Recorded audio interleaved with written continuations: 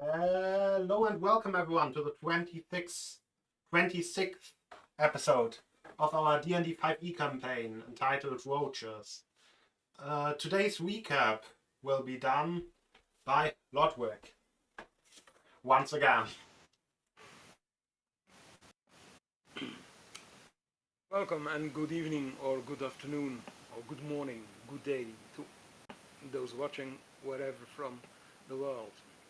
So, last time in our session, after our party, the party went into the park with the intention to use the Great Hunt as a distraction and thus trying to find out the root of the entire corruption problem without too much of a skerfuffle. They went in, helped some guards that were attacked by strange creatures, and finally, after rescuing them, parted their ways after they did some investigation and exchanged some things, like a couple of those weird fruits that exchanged that was seen. The party also came upon information that yes. I think you're on the wrong microphone again. I'm not sure. It seems Why? a little bit. It just seems a little bit more staticky than I remember when you talk. A moment.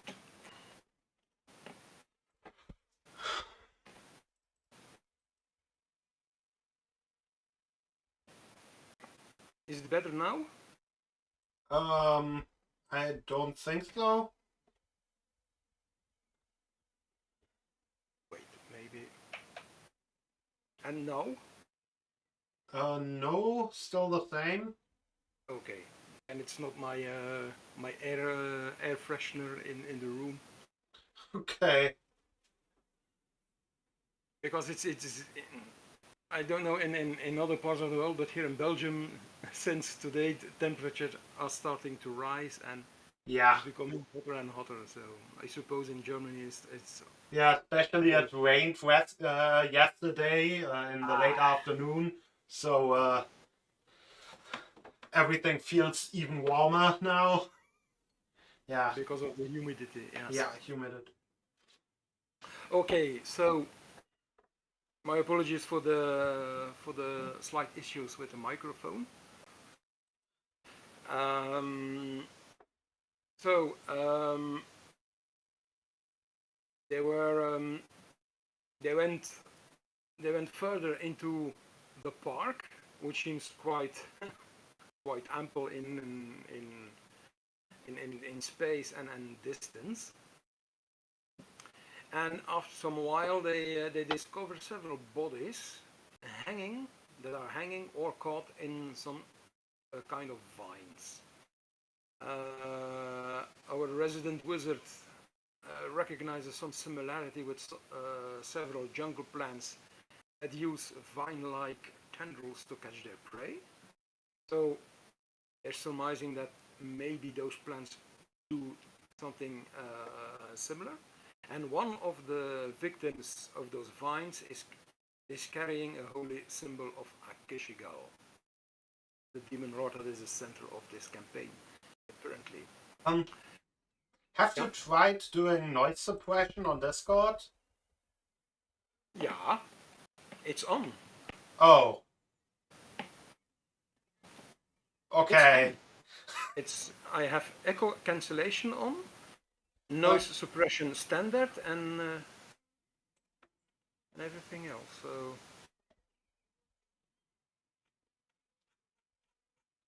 Okay. Huh.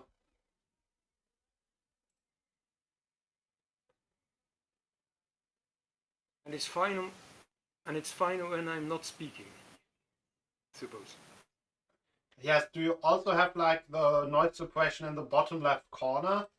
Like next to your like connected stuff, the CRISPR voice suppression? Do you have that activated? What? Like the button where you would disconnect. To the left of it, there's like noise suppression powered by Crisp. I don't see this one. I Uh, have open soundboard, start an activity, share your screen, and turn off camera. Wait, let me post it. That thing. Yeah. So, sorry, viewers, we're encountering Slight some technical issues.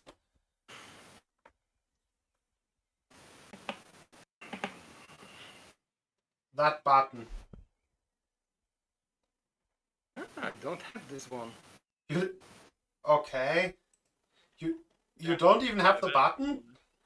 Nope. Interesting.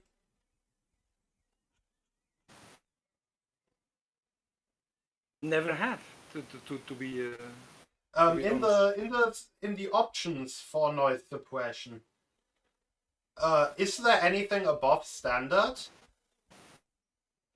No, only standard and none. And then Okay. above I have voice suppression, echo cancellation. Yeah. And then automatic screen control. For me, that thing is also in the options. Okay. Looks like the...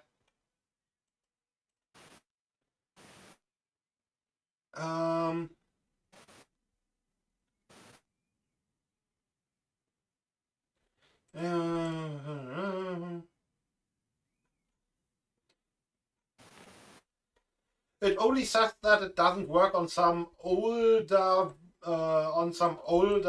phones, but it should work on the Windows version every time.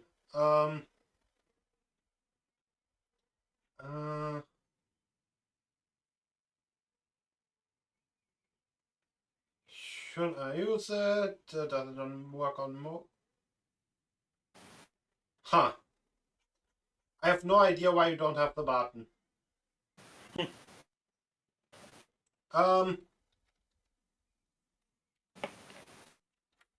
Anyway.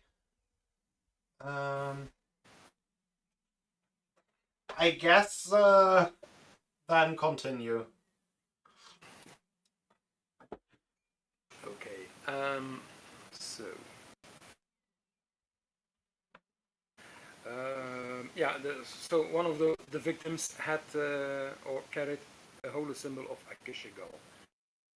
I will try to make it shorter in that case. Some further investigation leads toward a small camp where we could find an unconscious Eladrin in some of the tents, and then two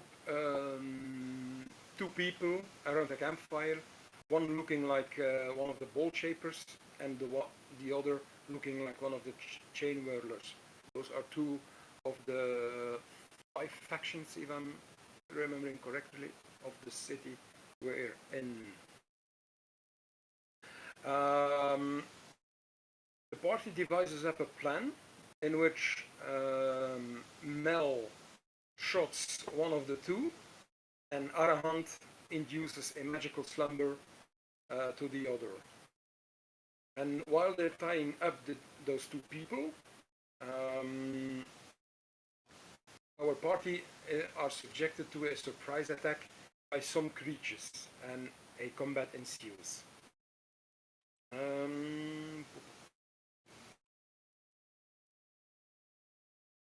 So during the short fight,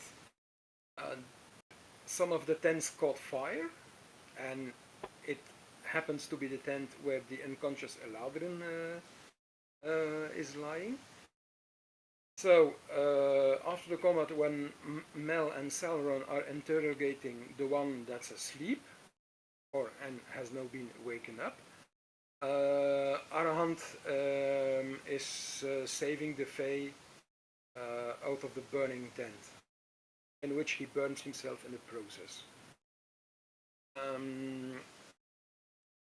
After some successful intimidation, they discovered that the cult group to which those people belong meet at a mansion, and that their leader is a person that they called One with Many Faces. Then the cultists use some of its magical abilities to attract wildlife in the vicinity. And when realizing the danger they're in, the party knocks them out, and they bolt away and manage to evade those creatures.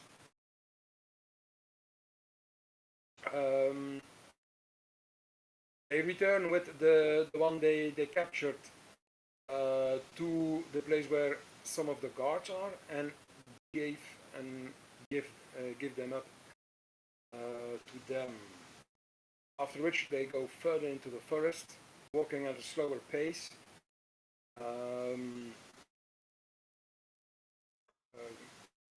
So to catch their breath, so to speak, aka a short rest.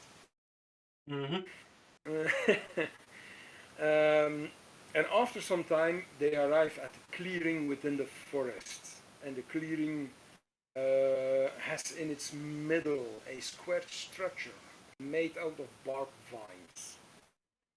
The structure bears some similarities with the structure that Arahant has seen once in his visions, and but it's not exactly the same. And when approaching the structure, the group is meted by a skull that is asking them what they want. After stating their intention, meaning to end the source of the blight, the skull has a good laugh and invites our party to try, by which the vines open and our party are invited into and greeted by an ominous and dark interior. And here we ended our session.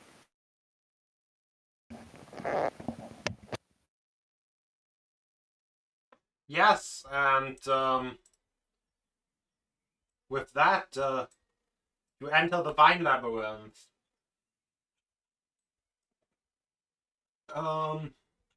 Your player character should be towards the bottom of the map. Can everyone see? Yep. Okay. Yeah, I can see too. Wait, our hand can't? Nope. I did have to zoom a little bit, so you might have to scroll down. But Oh, I think I didn't. Yeah, I just needed to enable vision. Now you should see. Yeah. Now I see.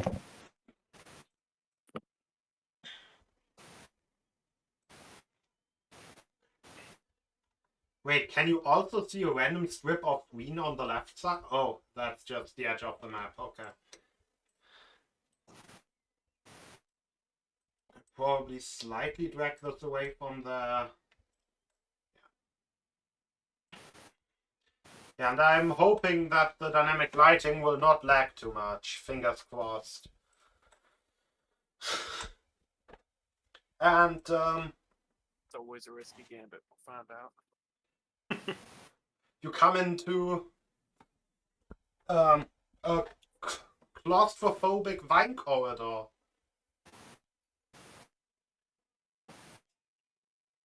Okay. Well, is the entrance behind us closed or still open? The entrance behind you is closed. It's closed. Okay. So we're in pitch black darkness? No, There's some ambient light. there is some ambient light. Okay. Well, because Arahant has feeble human eyes, he will tap with his staff slightly and gently on the ground, saying, "Fiat lux," and he will cast light on the tip of his staff. Very well. You now may also see a a creature staring at you at the end of the corridor.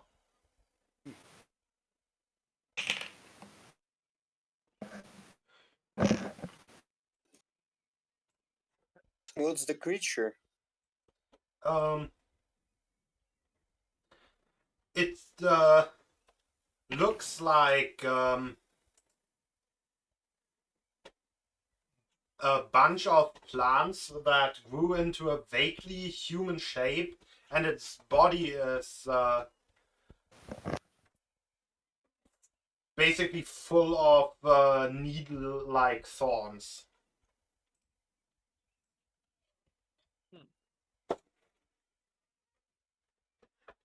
What is So, any so, of that?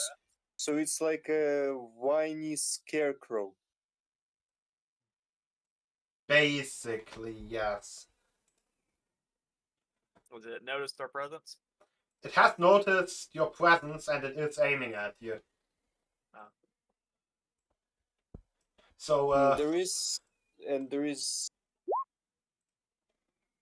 I mean, I can see the tokens sticking to the side from the sides. Do we see the parts of creatures sticking from the sides? yes. From the... You see everything you see. Yeah, I saw the initiative come up and. Yeah. You Why may roll initiative because there's a creature aiming at you. Why the heck am I going head first into the tunnel? You may reorder yourself. If there is a guy in a plate of armor. I mean, armor's not that heavy. I got an AC. Mine is 0 to none, mate. I thought we had an ogre with us. What happened to him? Yeah, the ogre didn't turn back. One ogre didn't turn back. The ogre kind of has to squeeze in here. The ogre has now scrolls. I guess he can go at the front. My initiative is 9. Very cool.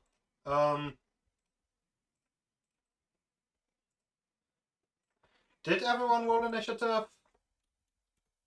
I did not roll it a right way. I just rolled D20. Okay.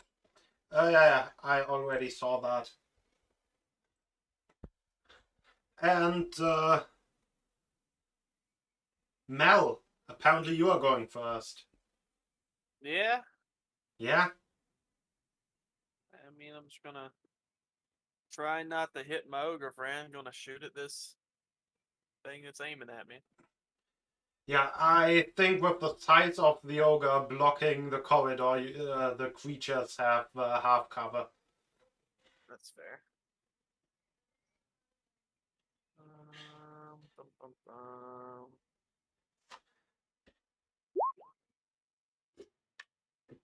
That definitely hits. And you blow one of the needle blights apart. Or one of the needly creatures. Which may or may not be needle blights.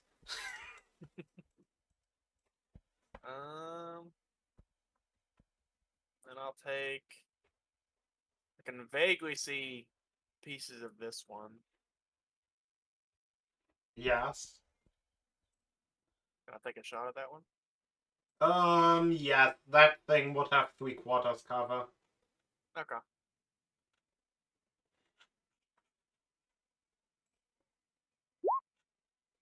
Nope. I don't think that hits at all. Nah, that's. Yeah, you miss wildly. Yeah. Try not to hit my ogre friend. That's my turn. So, one of the creatures moves into melee, basically boxing the ogre in. So it can now actually hit him with disadvantage. That's the wrong thing. That's a Vine Lord, not a Vine Blight. Where do I have my Vine Blight? There.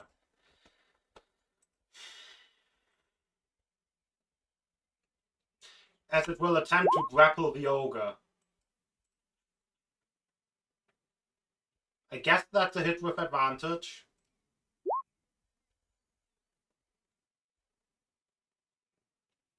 Ooh, that hurts.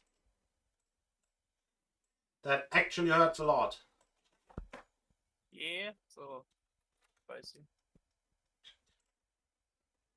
Oh, the ogre doesn't have his golems. Oh yeah, the golem, yes. Let me fix the HP real quick because I fucked it up. Golem, swarm, paper, golem, there. There it is.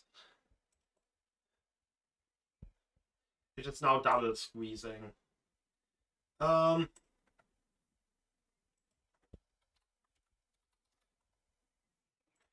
The ogre fights back with his battle axe, but with disadvantage because squeezing.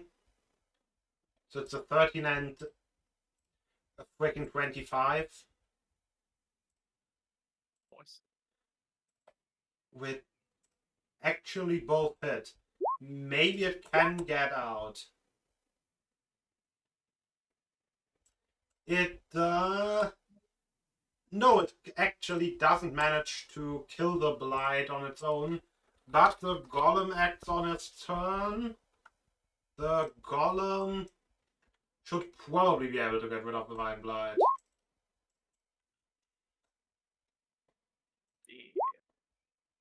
Yeah. The blight in front of the ogre goes down and he unsqueezes himself. Sure, he is happy about that. Yeah, blight fires at ogre, doesn't hit. Salwan.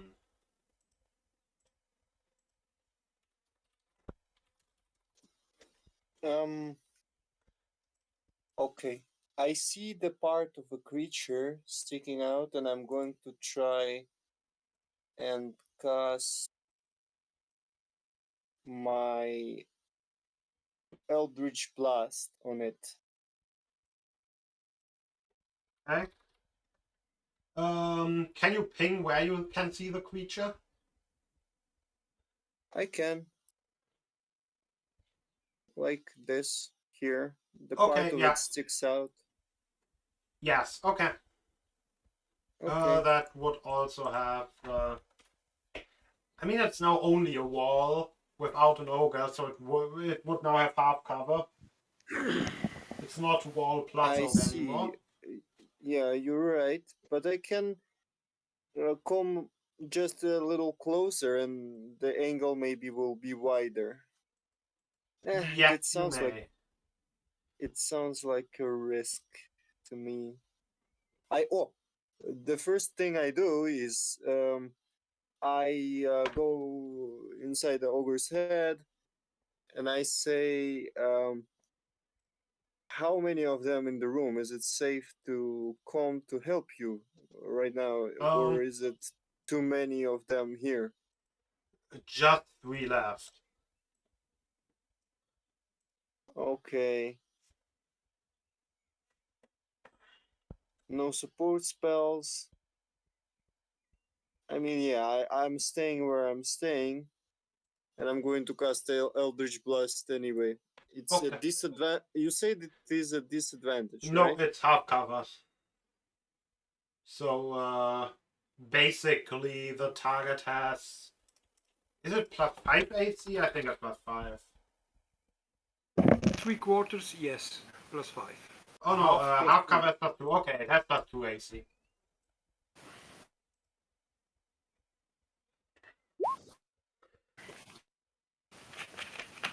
That should still hit. Nice. And since I have 2 lasers, Yep. I'm gonna roll it for the second one.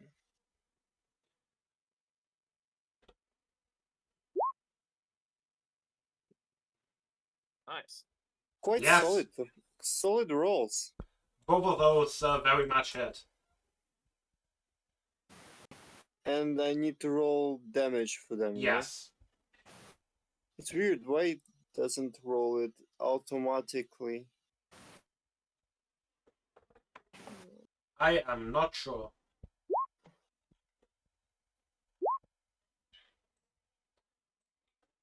Okay, you blast the creature with 2 bolts and it reels back. Still alive, is it? Yeah, it's still alive. Um...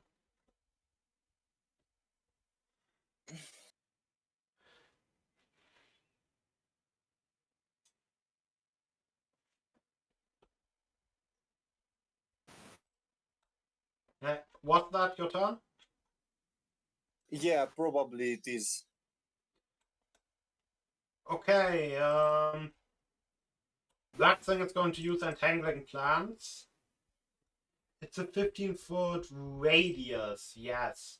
So it's time to draw a square.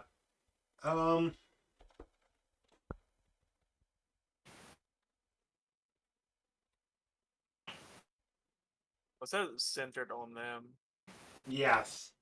Okay. I couldn't see him, so I didn't know. Okay. No, the space within the green square is basically not visible.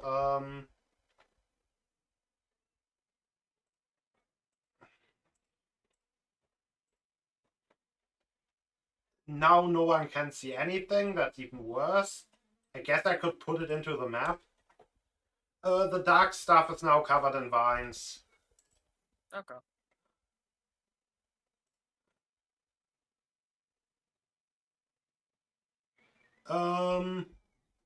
I think the ogre is the only one who really needs to do a save because the paper golem swarm flies. Yes. Strength save. Success. Yeah, there's now difficult terrain. The floor is covered in vines.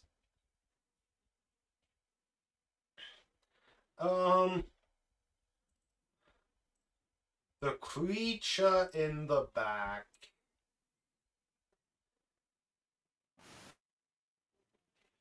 It's going to cast Animate Plants. Animating plants from the walls of the labyrinth. You know what? We're putting them here.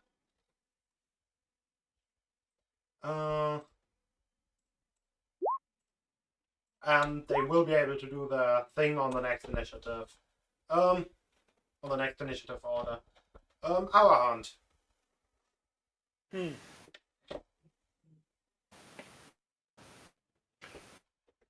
Well, Arahant will try to target and launch a fire bolt to this one, the one just in front of Sauron. Yes, okay.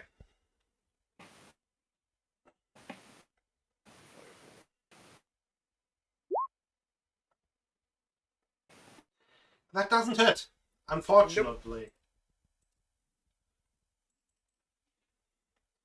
It might even hit a stray paper golem.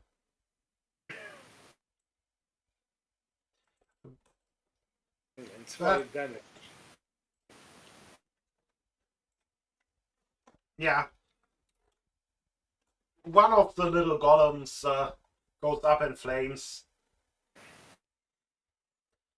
Mal.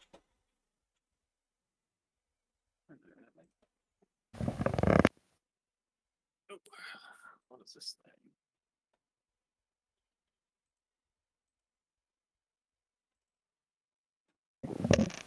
I don't know what it is, but I'm gonna blast it.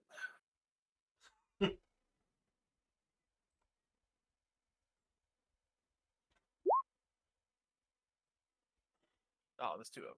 I guess the one in front of Sauron. I didn't see that one. Okay. Yeah, you hit.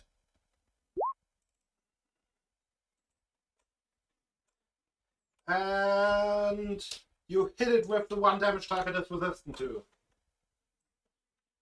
Well, I got no way to change it, so. You don't kill the plant. Yeah. Hold on a minute.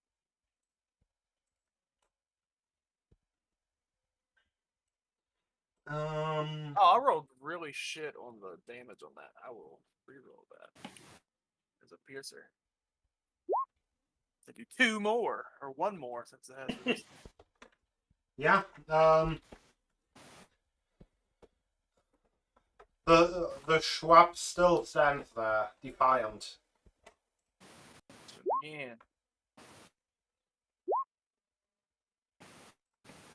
Okay. Now you managed to shoot it into pieces. Are you happy with yourself? Yes.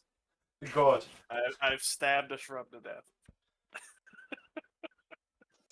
That's Can I use some sort of action to talk to the ogre that he should kill the wounded one first?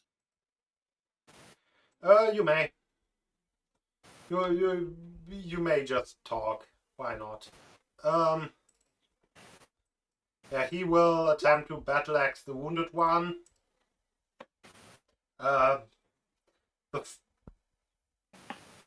He will attempt to He will not battle axe the wounded one. The ogre just misses wildly twice. Poor guy. Oh yeah, the swarm. Can the swarm cut apart a single shrub?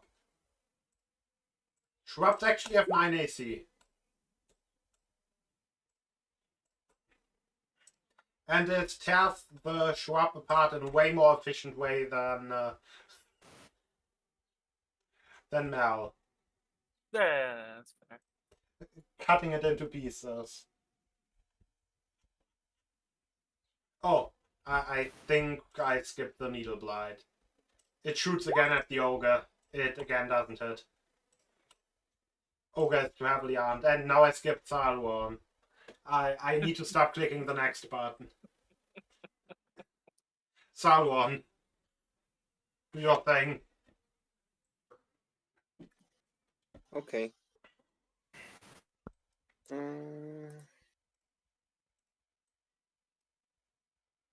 Being a warlock means you have some battle spells, you have some utility spells, but most of your spells are not that good.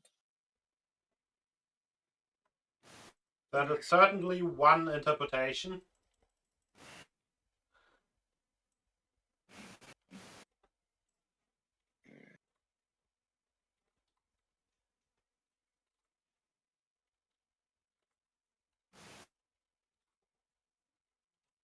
Okay, what the hell, let's kill the wounded thing the same way I wounded it.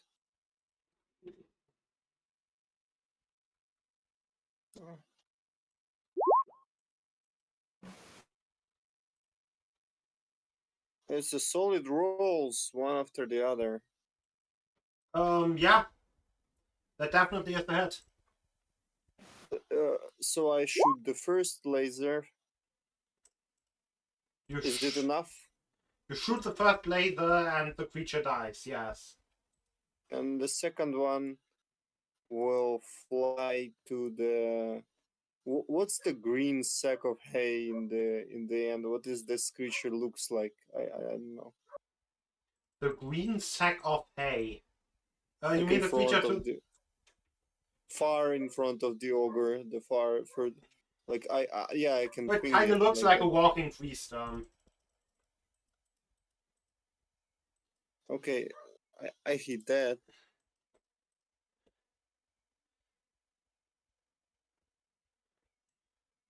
Okay,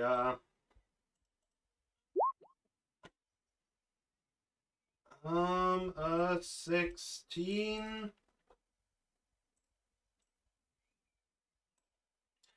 does hit it, yes. I imagine that it hits just barely. Yeah.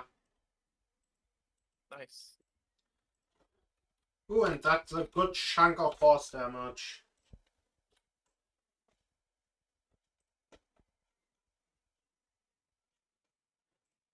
And now, the so described sack of hay has its turn. And the sack of hay will, I guess everything kind of just has to hit the ogre. It will attempt to tendril the ogre. And apparently nothing hits the ogre. Yeah.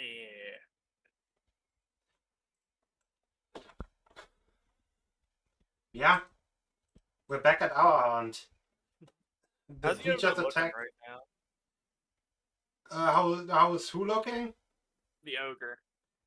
He only took one hit this combat. Okay. He's fine.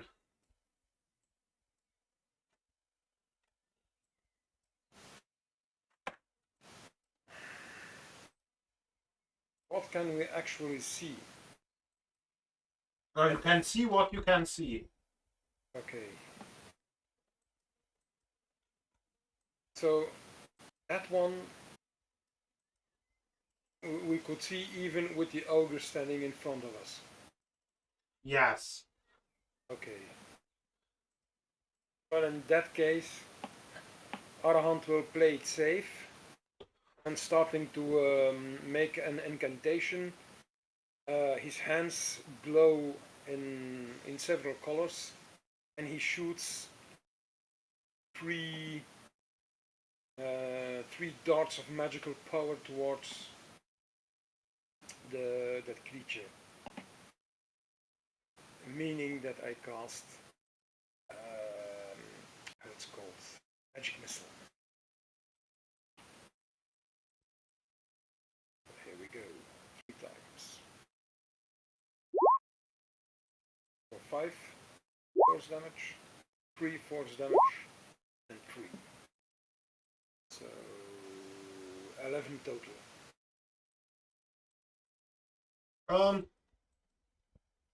Yes, 11 total.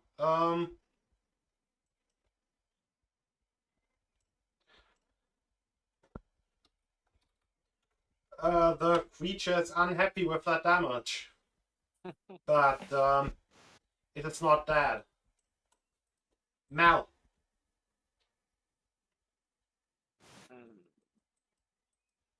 Kind of hard for me to see. So I might have to step up.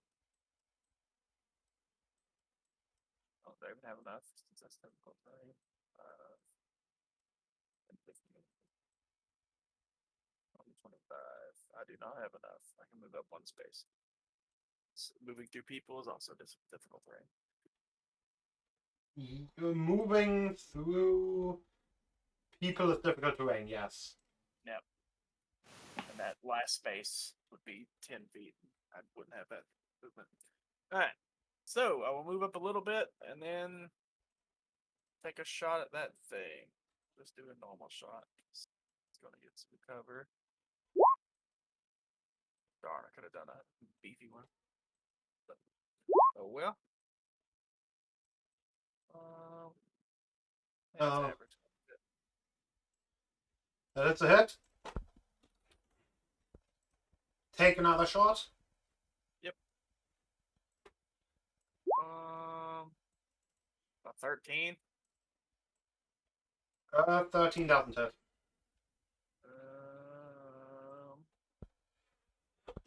I'm full on superiority die, so I'll try to fix it. Okay.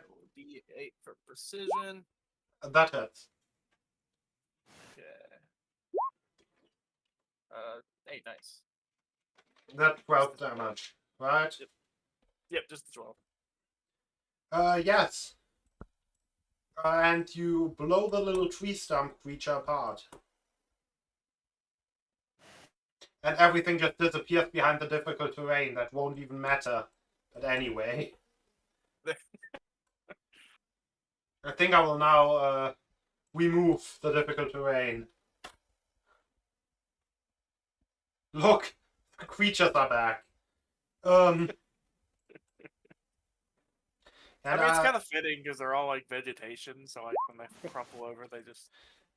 yeah, and I'll assume the ogre will be able to finish off the needle blight. Yes. It's all part of the decor.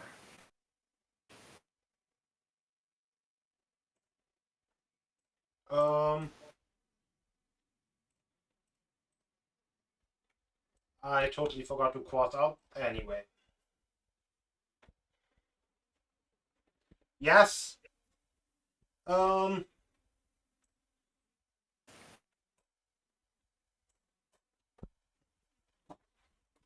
You defeated the creatures. Good job, guys. Back 3 of my arrows. 3.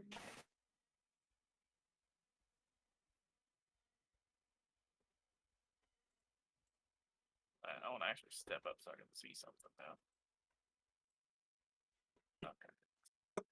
Because I had that little tiny tunnel the entire fight. Well, yep, stuff's going on. Yeah, stuff sure is going on. Well, Arahant will, being the one with the light on his staff, he will ask Sauron politely to let him pass. Ooh, get out No, of the way. no, I'm going to go in front of you. Don't worry. Very kind. I mean, I have at least leather armor, so.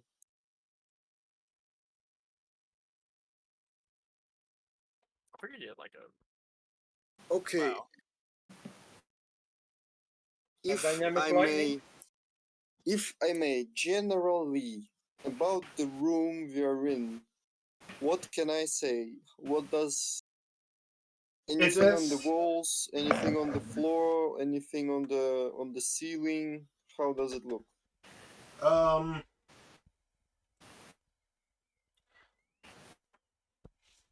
it is a room of the it is a part of this maze-like structure. Um like every room is. The floor is made out of vines. The walls are made out of thorny vines. There's a ceiling made out of vines. Otherwise, the room is perfectly featureless. If I use my necrotic touch to the vines, how much damage do I deal to the general wall itself if I just do a chill touch to it? Um, you may make a little bit of an indent, but the new vines quickly crawl back in place to block off the way. Mm-hmm. I see. Any traces on the ground? Any footsteps? Anything I can read? Um, as you look on the ground, the only thing you notice is a little vine that seems to be trying to sneakily snake forward onto your foot, which you spot and dispatch in time.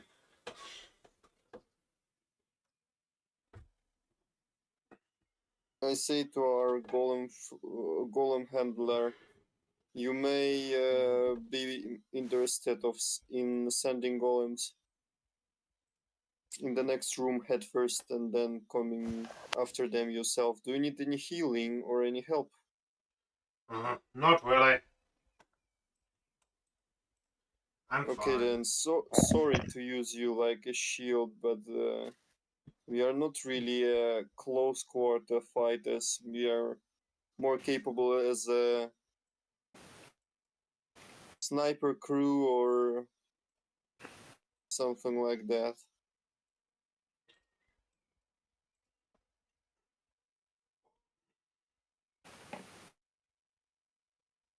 I get it. Okay, if anyone wants to do anything, I'm ready to move on to the next room.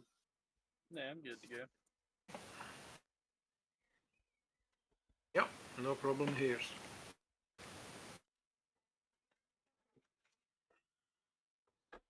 Yeah.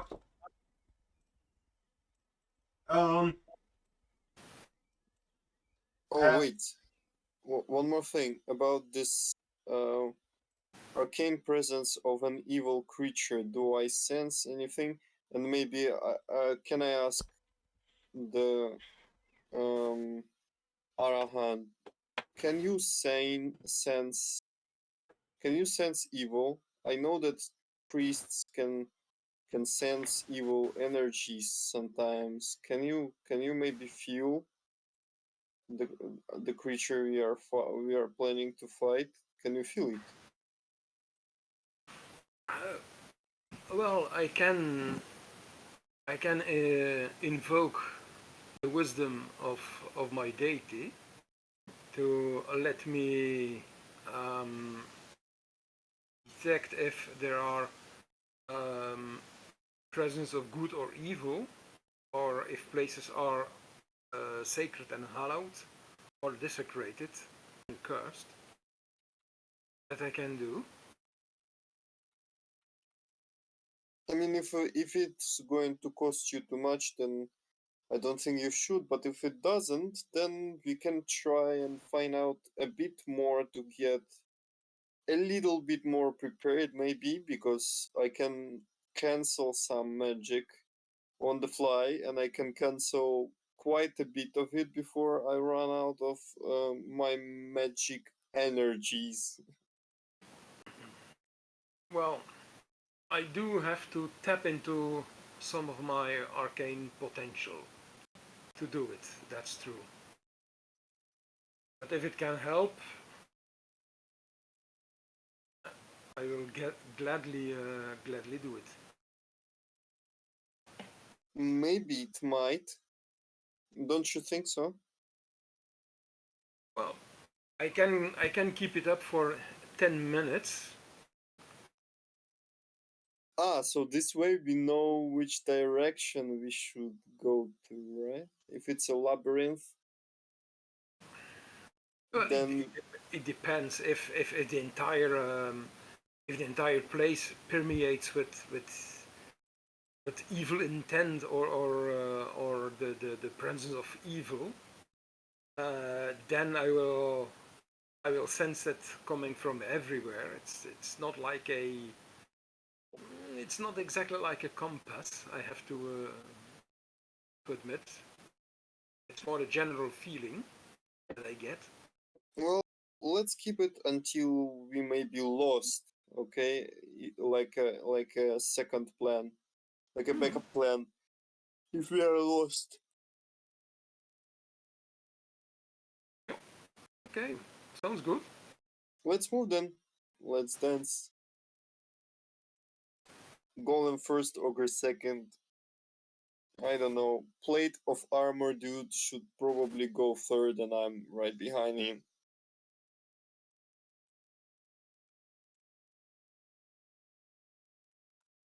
Okay.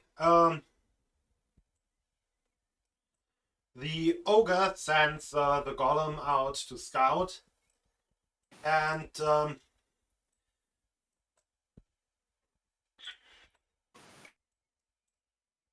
as the golem kind of disappears into the darkness,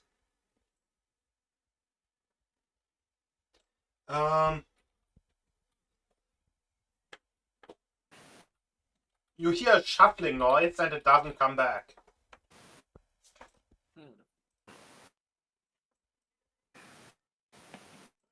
Let me shed some light. And Arahant will move towards the center of the room.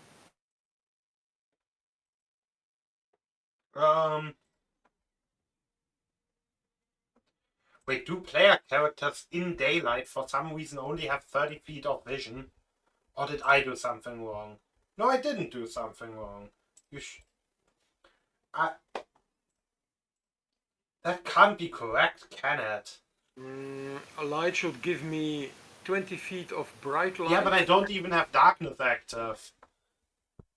This is literally just walls. There is no darkness on here.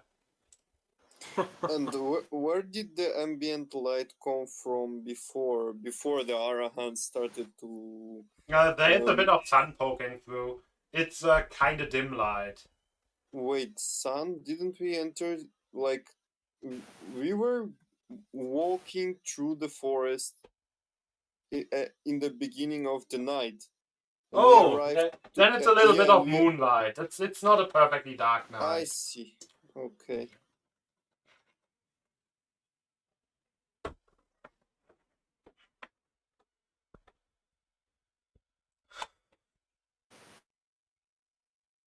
Yeah, I'm kind of confused as to why vision is limited to, I think it's 30 feet.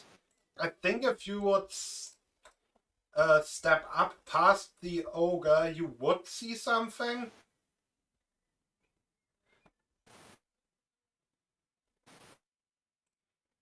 Well, Arahan can move a bit closer.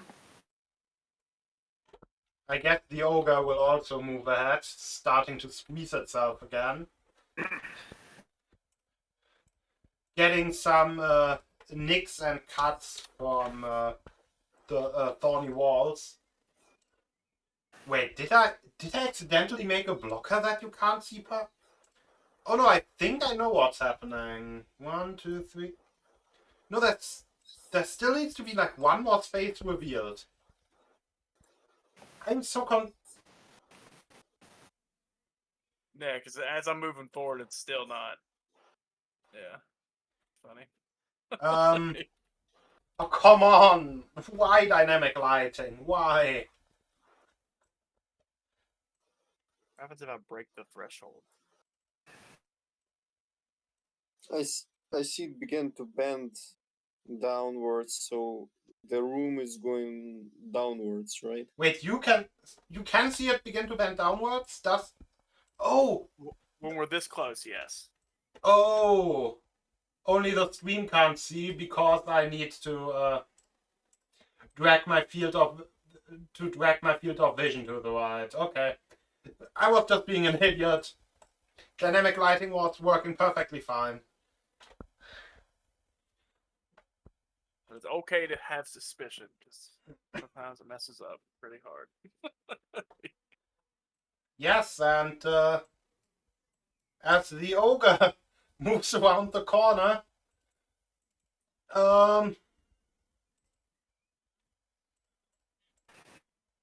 why did I close that character sheet again? Oh no, I didn't close it. I just had it in the corner.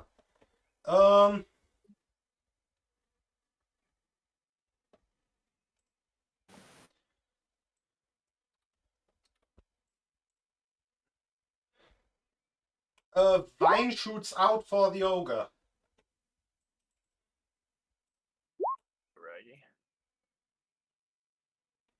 And dwarf him in.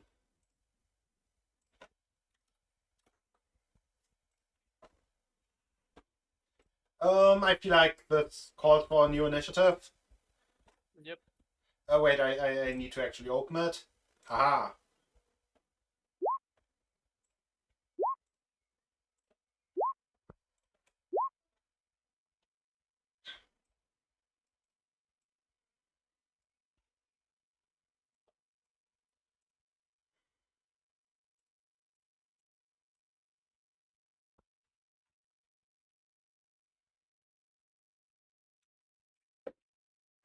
I feel like that calls for a new initiative.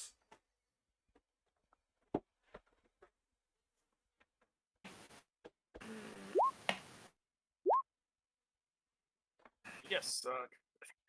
Identical. My initiative is identical. Very cool.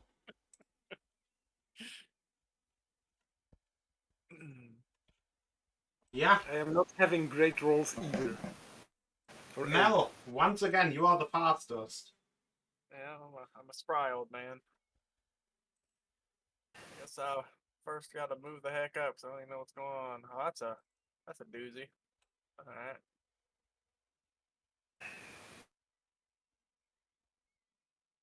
Well, guess I got to go further than that or we'll get cover. Oh yeah. He probably unsqueezed at some point. He's now grappled within the creature. Yeah, I want to help him, but I don't think shooting a vine's gonna do a lot. Yeah, I don't have ready access to slashing, so I will shoot this other thing. Yeah.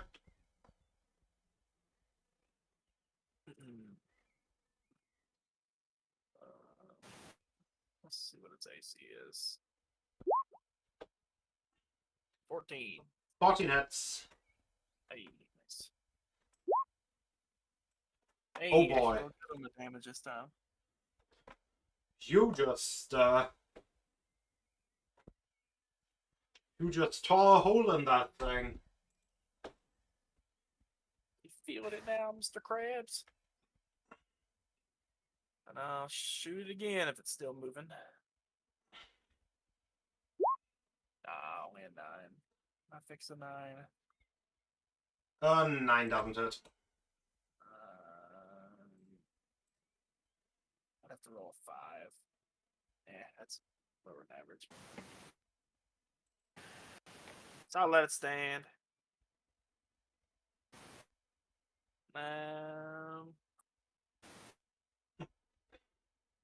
That's your turn?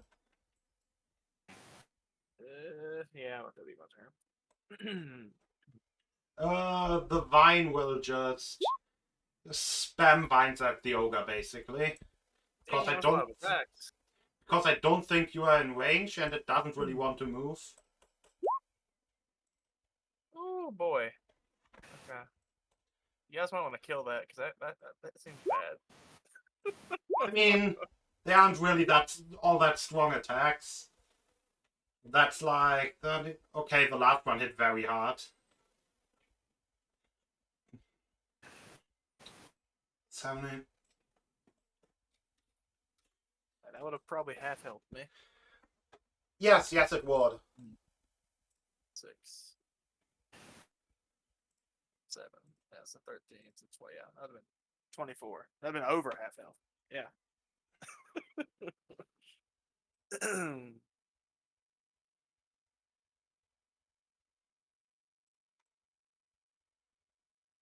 Yeah. Like so for me and Arahan, it's basically looking like we hear some movement, we hear some action behind the turn, but we're like, okay, I'm gonna stay here and wait for a little bit. Yes, basically.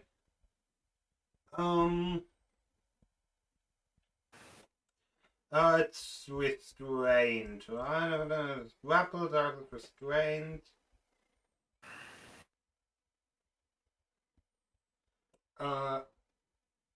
And it can just... Okay, it basically gets a free save against the grapple. That's... The ogre failed the strength save. Oh no. The ogre slashes twice with disadvantage because it's grappled. Those still both hit.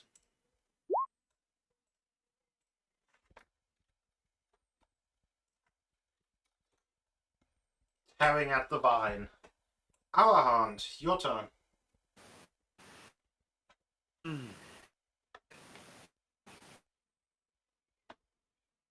Well, first of all, our hand will move past so that he can actually see a bit more of the field of action. We'll go here.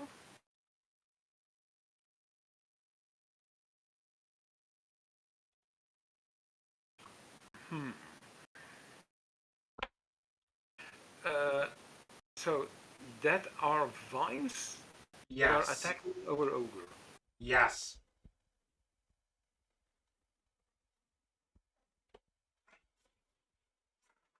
And those vines are part of the wall? Yes, they are connected to the wall.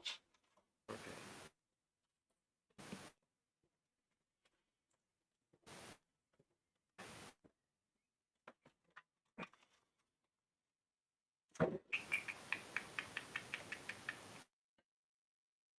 What to do, what to do, what to do.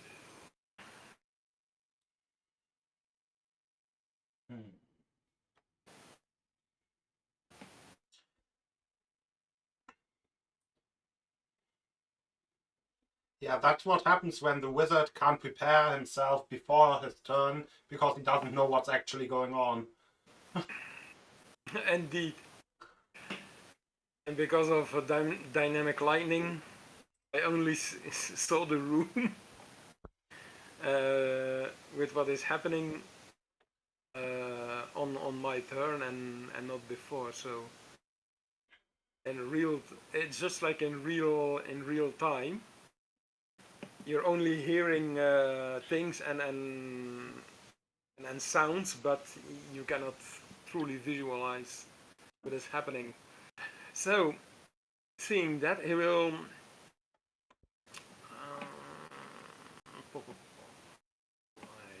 What can he do?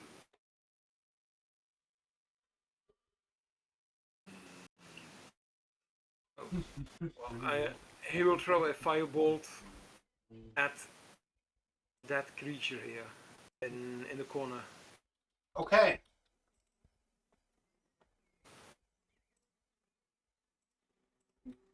Yes. Because he doesn't has damaging cantrips that work on touch. Otherwise, he would take on the vines and try to liberate the ogre.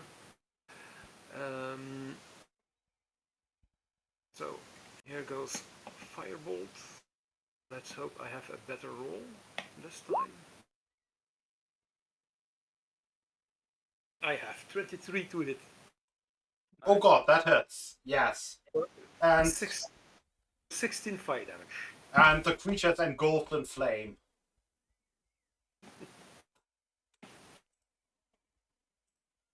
And Arahant is exclaiming, "Well, how does this feel?" Nice hot nod. Towards the creature, of course. Okay. The creature burns angrily. Stepping into corridor, stepping into here. The both are alive, right? Wines and the Tongi boy. What? The both creatures are alive, and well, Yes. the one with tongue and the wines too. Yes. Okay. Let's shoot the one that I'm easier to be shooting. I don't want to shoot through the ogre, so I will shoot the one in the corner. Okay, you shoot the one in the corner. Yeah, same old classic warlock combat. Eldritch blast, Eldritch blast. The second one hits.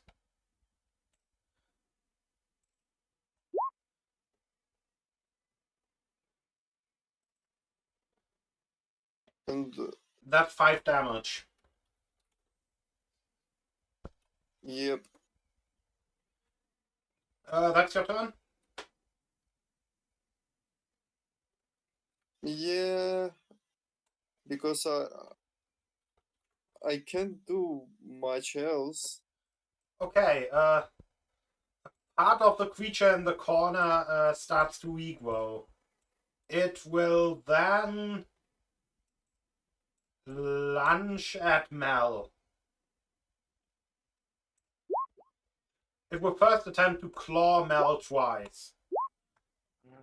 Those both hit. Those both hit. Unfortunately.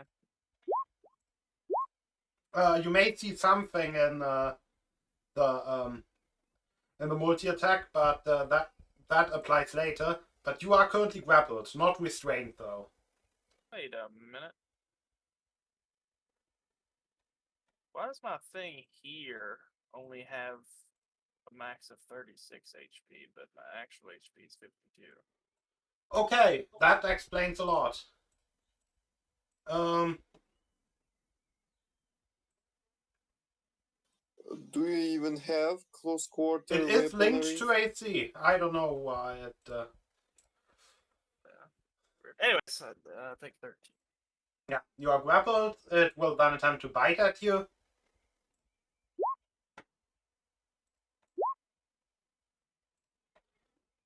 And it also hits. Yeah.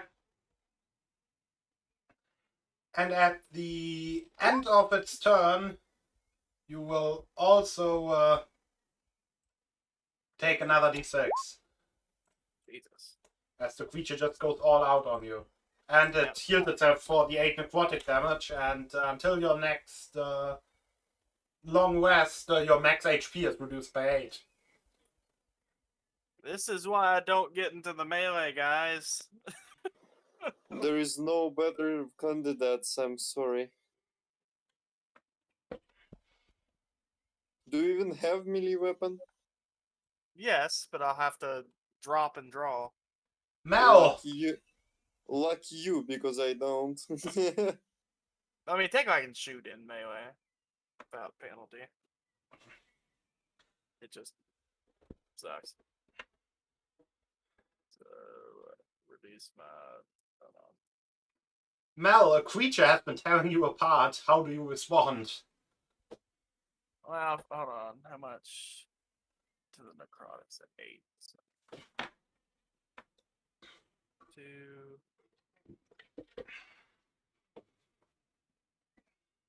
Fucking brain can't do math right now. 44. Max HP. Remember my actual HP. Alright.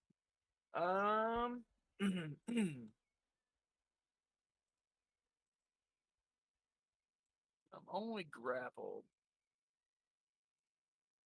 So I should shoot normally because I already ignore ranged in melee with crossbow yeah.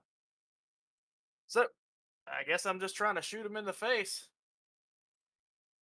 You may try to shoot him in the face. So we'll try one of these. It hits. And you shoot its face clean off. That fucking hurt. Sadly, that thing only has the weak version of regeneration. Alright. Then bonus action, I will second wind. 10 plus what were we? 6.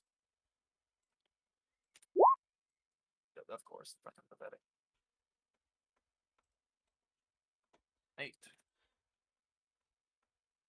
And then I'll take a shot at this vine, I guess. Take a shot at that vine. Yeah, I'm not super. Should you miss by 5 or more, you will hit the ogre. Yeah, that's why I'm gonna try to use. Okay, I So guess that I'll hits. charge. And I'll re-roll that damage I did in the other one. Shit.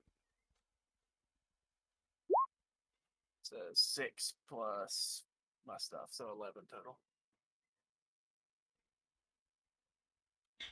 Okay, there's now a bolt stuck in the vine. The vine doesn't seem to like that, but it also doesn't seem to be too damaged by it.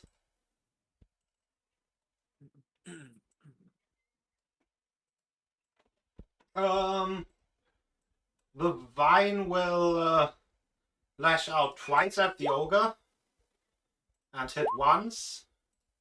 For a total of 9 damage. It's not wrapped around the ogre, is it? Actually, It kind of is. It has the ogre grappled and restrained. can I try to push it with one of my maneuvers? I guess you could. Yeah, Sorry, I just saw that. It makes a strength saving throw. I mean, also takes another d8 of damage, but strength saving throw is more the important thing. Okay, never mind. So it just takes 6 more damage. Okay. Trying to help our ogre friend by getting him out of the grapple.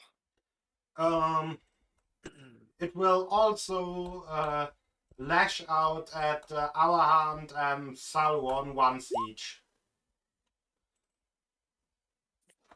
Are we even engaged with it? It doesn't look like it's even close to us. It has a 10-foot reach on the vine attack. I'm assuming those both hit, right?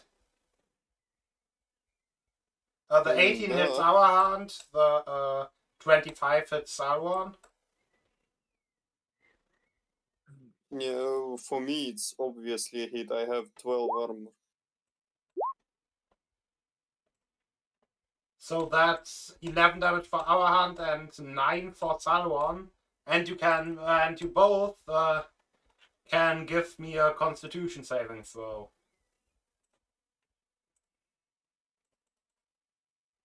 Constitution.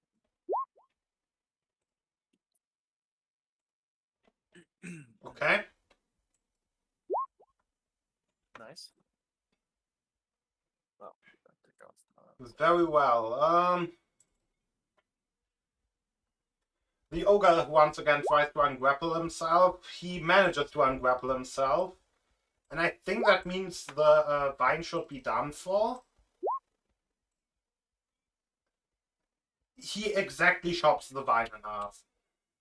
Nice. And, oh yeah, I wanted to put the golems into the map as dead things. Anyway, because I wasn't a big fan of golem scouting. And also it just rapidly dissolved them.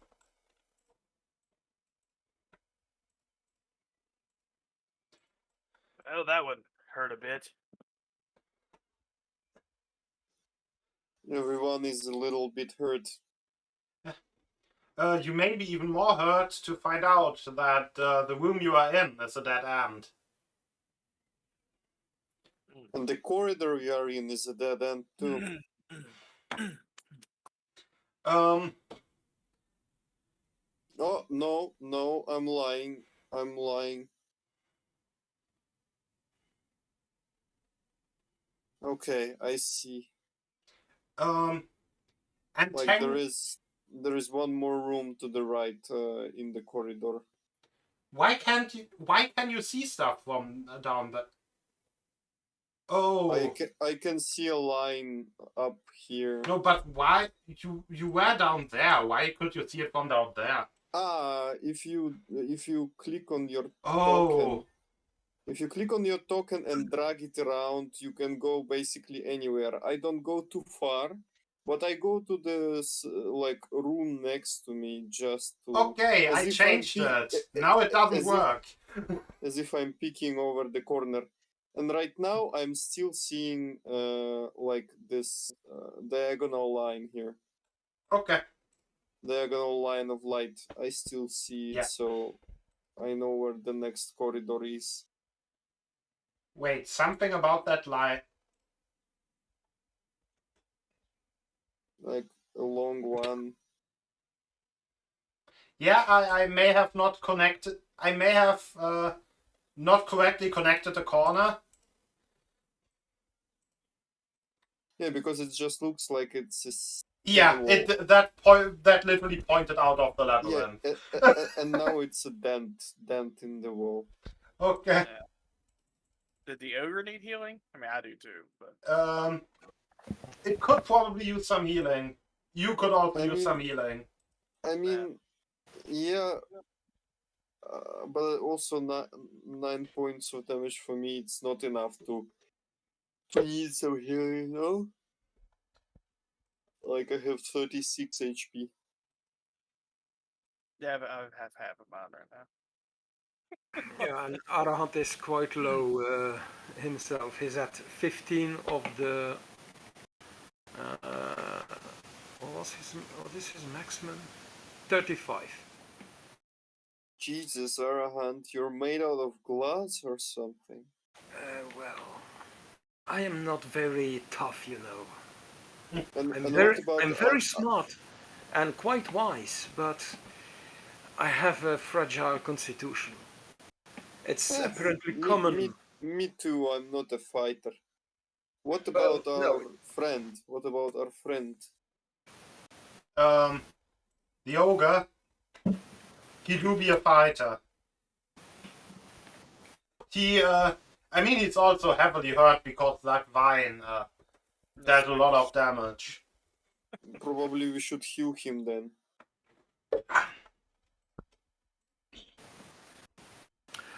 We Jan, can start from the potions maybe, or potions are more usable for the boss fights than magic.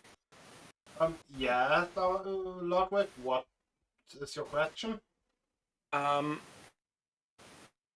there must be. I don't know if you changed settings about vision and things like that, but right now my vision is only limited to the square we're in.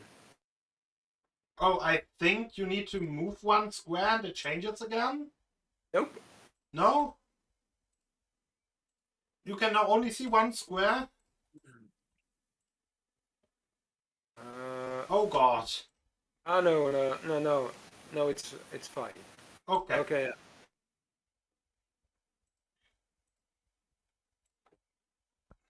Um,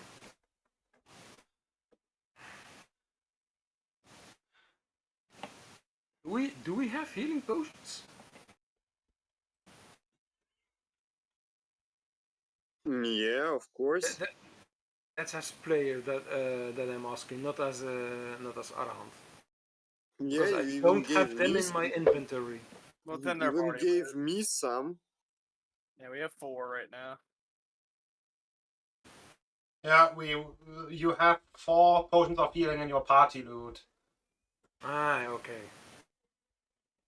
I might be drinking one of them. We're mainly reserving them for getting people up, though.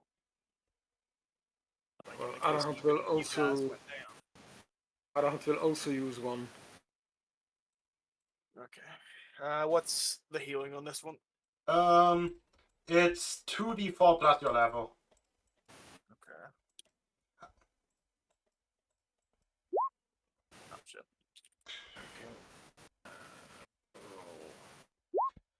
Hey, I should have get that down. Except for my garbage. Let's use it. Short rest or second wind. You said you used one too, Aaron? Yeah.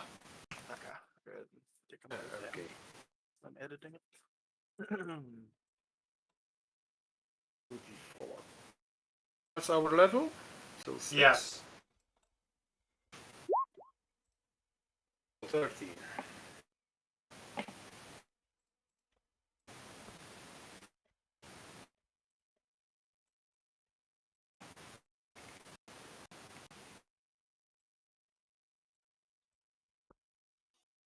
Are we healing the ogre?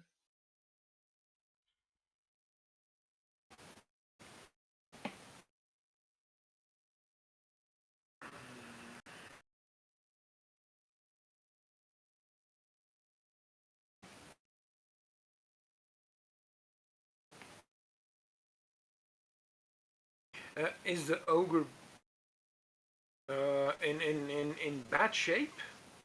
Yeah, he's quite hurt. Yeah, he took about 60 damage. Whoa. Okay, well. He does have a lot of health though. But he's still heavily hurt.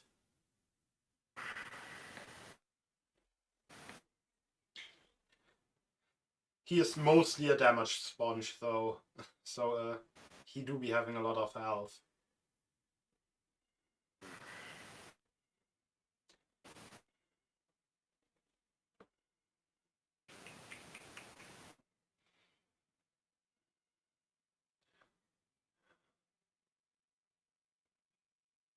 Well, at the risk of losing his effectiveness, but having a solid shield and defense is a good way to survive. Arahant will place his hand on the ogre and say, take this gift from the great catfish of wisdom.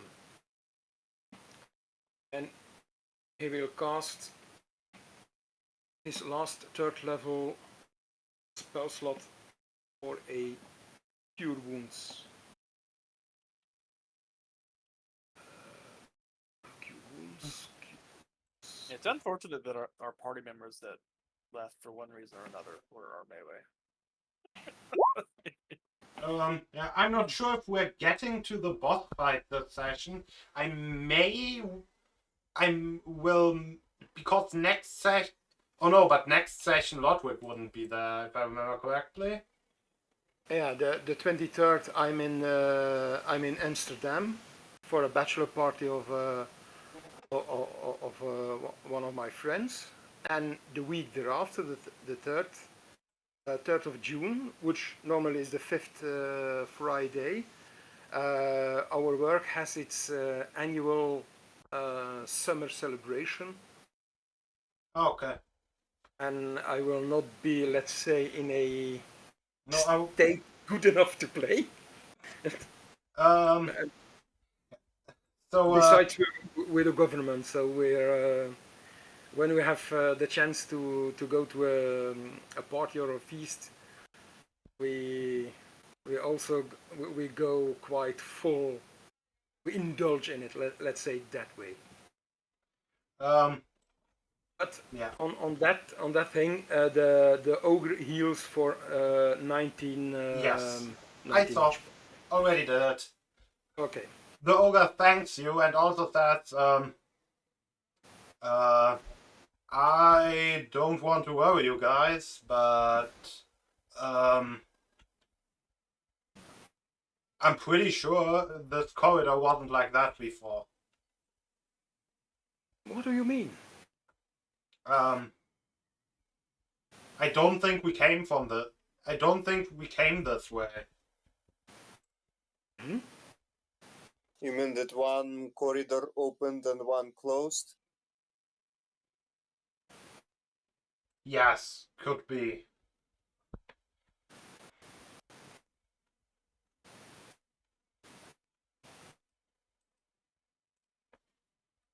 So something is keeping us away from our destination, playing with us even.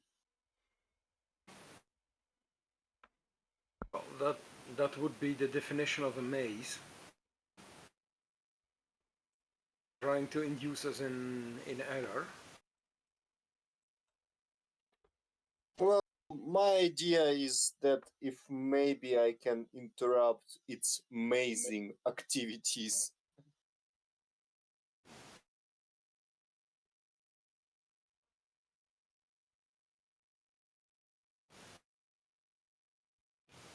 Well, to be able to touch the ogre Arahant.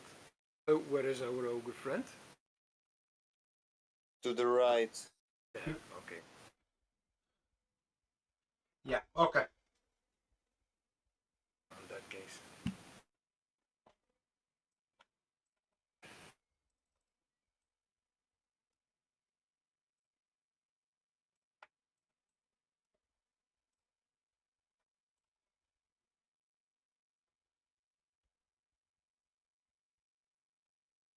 That's a long ass corridor in there.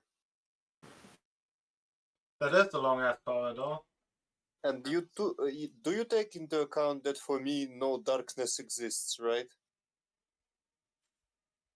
Like I said, you are not in absolute darkness. You can see. And even if you were, our hand has a light. Also, I think Yeah. two of you are stacked on top of each other right now. Yeah. But I suppose he took the devil's side. I did. Yeah.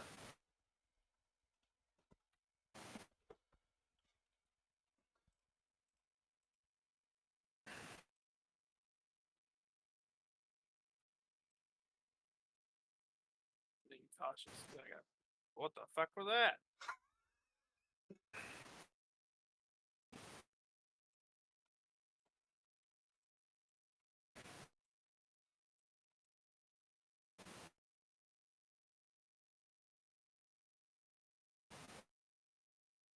Staying like a pace behind.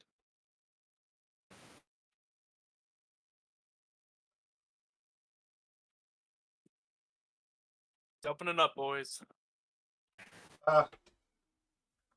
Guys, there's two things in here, or two creatures in here. Same as we fought before. Mm-hmm. And you will also notice not the same as you fought before, but you also notice the wall slowly closing behind the ogre.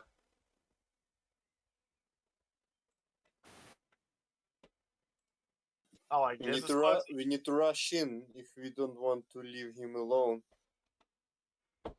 Yeah. And you can all stop. Oh, okay. To make it in there in time. You all can give me a dexterity save based or I guess an athletics or acrobatics check would make more sense based on your position. And while running, I'm going to use chill touch to like to make the vines that try to close in die. Okay.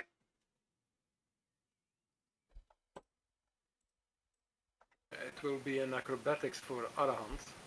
Mm-hmm. Acrobatics Basically, the or first guy has a DC 12, the second guy a 14, the third guy 16. Acrobatics or athletics. You have any die, Aron?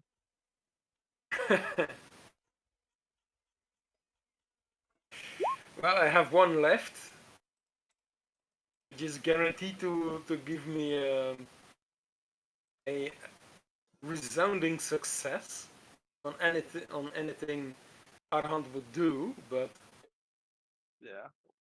Well, and I'm I also still want going to left behind. going to pat Arahant on the shoulder and say, "Follow me, buddy," and give him my guidance. I mean, yes, technically your wall came before his, so I guess you can still do that.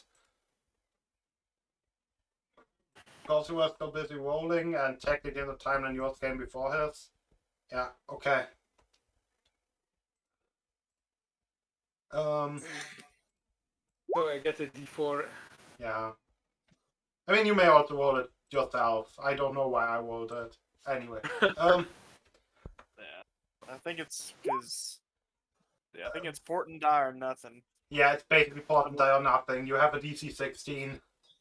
Because you're the third. I just don't want us getting split up. That's a death sentence. Especially Okay, for well, squishy there boy. goes my- And my necrotic touch will it help Arahant a little? Maybe I can pull him through. Yeah, he's still 7 points off, though.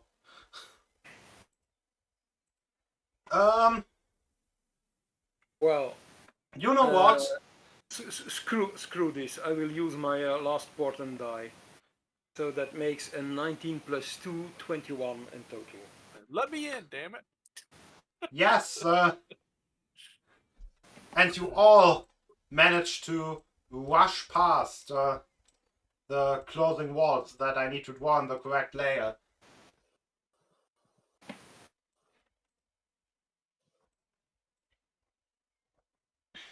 And there are some not so friendly guys in here.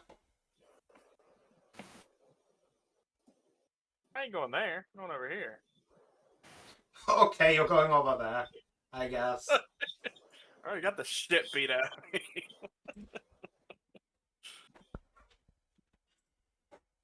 I mean, at the moment I'm good. 36 HP is okay. The creatures resemble humans with vines growing out of their orifices. They carry spears.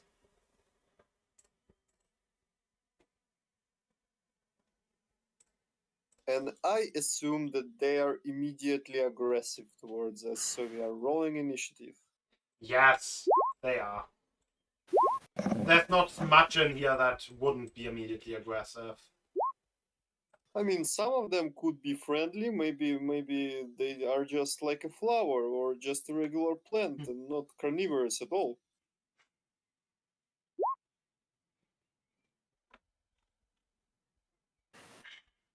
That's not a good initiatives from me today.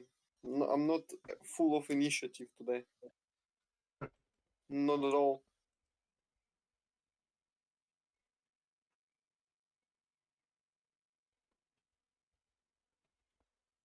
Initiative. Okay. Initiative.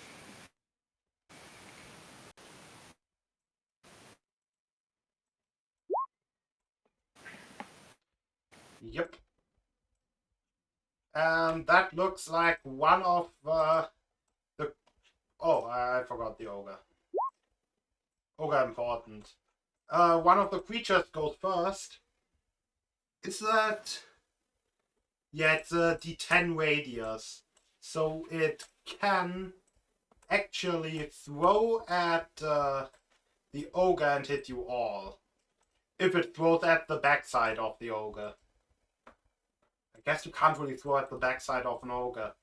Except if you were to throw from here. Trash. Now it would be able... Okay, it hurls thorns at the ogre.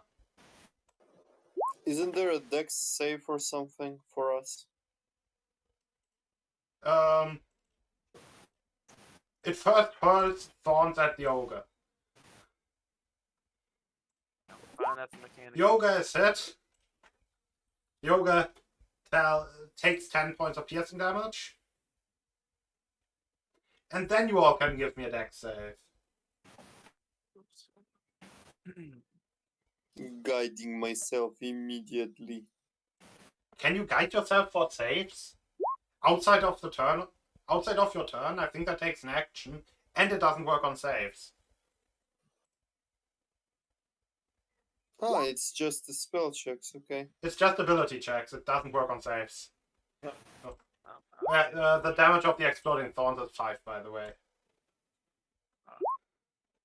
How much do I need to roll to save myself? DC 13, I saved myself. Hey. Oh yeah, then it's only 2 damage. And Arahant saved himself too. Hey. It's every... It's actually every creature, not each other creature. So the ogre, I guess, has to do so as well. Okay. Takes another 2. Okay. Everyone except Mel has succeeded on their save. Mel. Save and receives only 2 damage, right? Yeah. Okay. Well, I know we want to not be situated near each other. I guess I'm going up in this corner. And I'm going to take a shot of that one nearest me. Okay. Do they have any important resistances that I shouldn't forget? That's a hit. 15 hit. Nice. That's average. Just in case, guys, how long is the short rest usually? An hour. Shit. How's he looking? He's looking like another shot would kill him. That's an 11 hit. No. I want to make it hit, hopefully. You shoot that closest one to you, right? Yes. Okay, it hits now. Yeah, that creature's dead.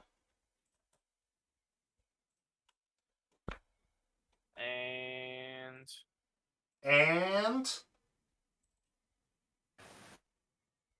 That's all. Decide if I want the action surge or not. okay, the ogre just uses his wand to bolt the creature in the corner twice. Not killing it though. No worries, mate. Me Salwan. helping. I'm tired of Eldritch Blast. I'm gonna use another contrib just for some, I don't know. That's Mage Hand. Sorry. That's a spell that deals damage, yes. Yes, that's it. Just, All of the dead, please. yeah. Because, fun fact, just saying I use Mage Hand without any context what to use it on is not a valid thing to do. Fair. Well, Yeah. I did not intend to use Damage. Mage Hand, but Toll of the Dead, and it's probably dead. I mean, just roll the 2d12. If you get 9 or more, it's dead. Rolls boxcars. 2d12. Starting strong. So, one more. Okay! Did it. It withers away, leaving only its wooden spear. Or its wooden spears. I guess they are more javelins. Technically, they're assegai, but anyway. Nice. Yeah, one bolt back. I see no exit from this room. Because you know, the fight was kind of intended for 2 people, and slowly over the rounds of the combat, a ramp was supposed to descend from the ceiling. But the combat kind of ended with in one round. So at the end of combat, a ramp descends from the ceiling. There's now a ramp in this room. I probably shouldn't draw it onto the GM layer. It basically goes up like this. Okay. The room where it leads to is a completely different room, by the way. Yeah. Do we want these spears? I don't know, they're probably all like corrupted. But if they do that explodey thing, that's I can try and sense it with my Arcana, but why use them if none of us use that kind of weapons? No, maybe I could repurpose it into some bolts. I mean, I guess I already kind of do. Okay, let me sense if they are cursed with my Arcana knowledge. Okay? Give me an Arcana check. Yes, please.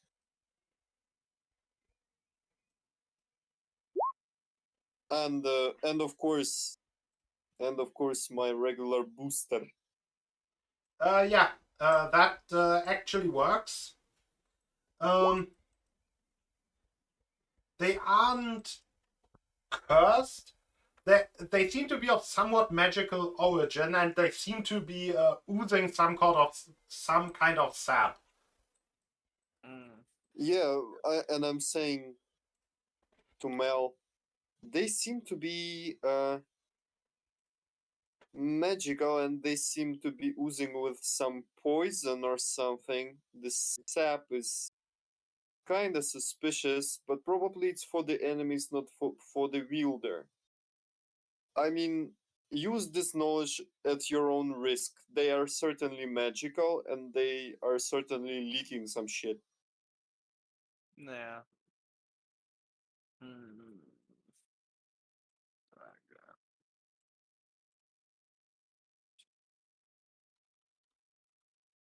I mean, I have a cheeky idea to lift one with the mage hand and just poke it into the next thing we see as a, prepared action. I'm trying to see if I could fashion something up to a container for them.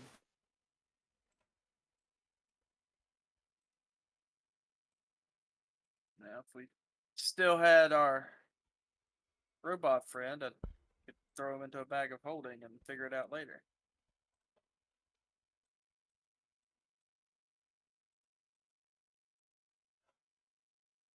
So I'm not sure if we should maybe do a break now or do it in front of the boss.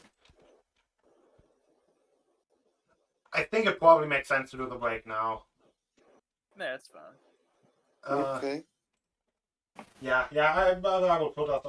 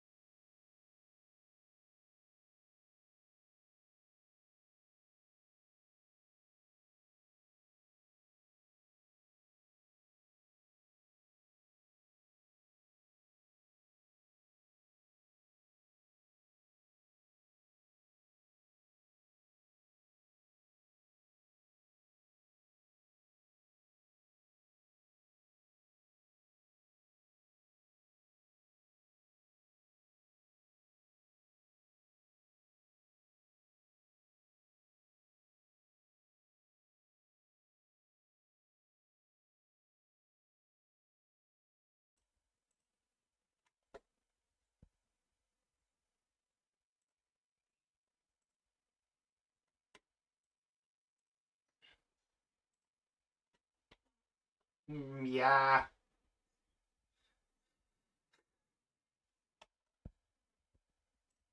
Seeing just a forehead means that the face can be anything. Yes. And we're back. Hello, everyone. So, what are you going to do with the spears? And while you think about what you are going to do with the spears... Oh no, I didn't want to move you there. Hello. I wanted to move you here.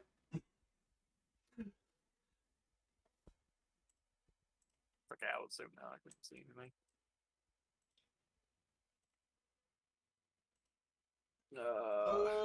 Can I actually give the stream vision of you? Could I convince the ogre to like rip me off a piece of his shirt that I could wrap the spears in? Let's just say yes. Okay. Oh fuck, the players at the far right end of I'll put two sappy Political spectrum? no of of the map. sappy spears. Alright, we got two of them. I guess I can Leaky just... spear. Huh? No, sappy spears. They're in our party loop, huh? Hey, this will be a little slow, this process. I guess I can speed it up. Does 1600 work? Kinda almost. 1550. Well, Not... on the other end, we're spearheading into probably trouble. Yeah. Oh, you may not heard me I mention mean, it. didn't we come to this fucking park for that exactly? But you might not heard me mention it, did you want to drink one of these antivenoms that'll give us advantage on poisons? I would like to keep it, and when I see an opportunity, use it. I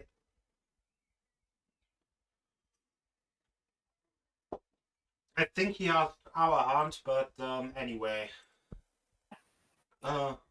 Specifically.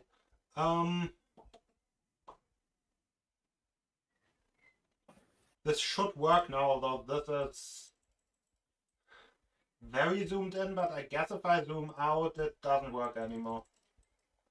Yeah. Appears we have two paths. It appears you have two paths. What are you guys feeling, north or south?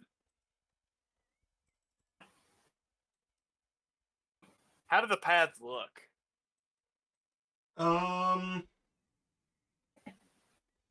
They look like the rest of this. They're made from vines and thorns. They are identical in construction. You may see the top path curve a bit to the take a curve to the left, while you see the bottom path. Oh, also take a curve to the left. I thought that was widening, but no, that's another curve to the left. Well, I don't know plants, so I can't really say how I would figure out where if we were getting closer to the source of said plants.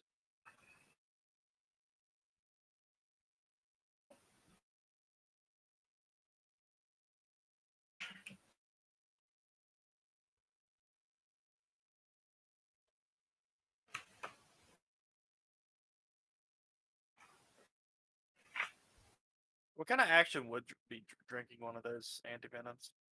I'd say bonus action. Okay. Okay, well, we have 12 of them and they last for an hour each. Yeah. You can probably afford to each drink one. No. Arahant will also will kindly take on the offer of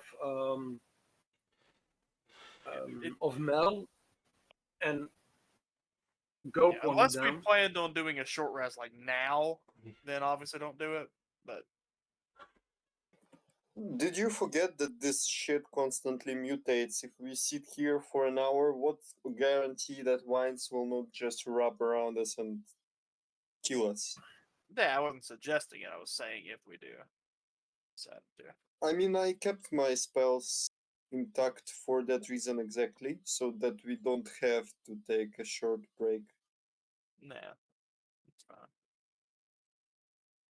But next time we can bargain. Like, if GM wants a break to go for tea, he shall give the the players a short break or That's something. that's not how it works. No. That would be really cheeky to ask, though.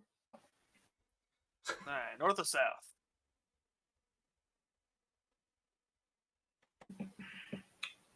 So, Well, which well, corridor are we going to, gentlemen? DM, Yes. I don't know how we can play this, but Arahant will mm, take do a bit of introspection, Mm-hmm. um, praying to it's not an ability or something. It's um, just a suggestion. Praying to his deity. Uh, Although by now it would use a puzzle, and he will ask for some spiritual guidance. And what does his gut tells him to do? Which path to take, north or south? I was about to say wolf or gut, but I don't think that exists.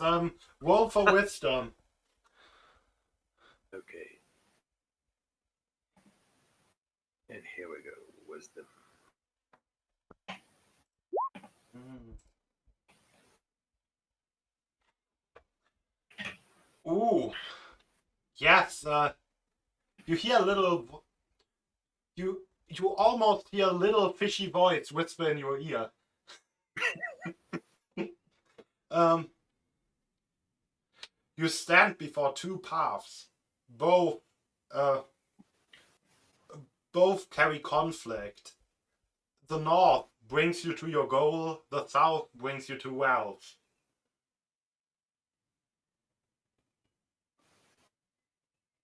Arahant will say softly, but I think the others are close enough to hear him mutter.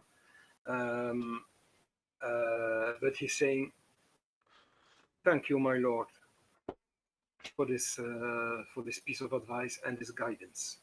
Hallowed be thy name." And then he, with a louder voice, he tells, "Well, I have some tidings with visions, premonitions, and faith, and I can tell you that I took the liberty to ask if she, it was willing to help me, meaning my deity, and he was apparently in a good mood because he told me that we stand before two paths that lead into conflict. If we go to the north, we will achieve the end of our goal. If we go to the south, we will encounter some wealth.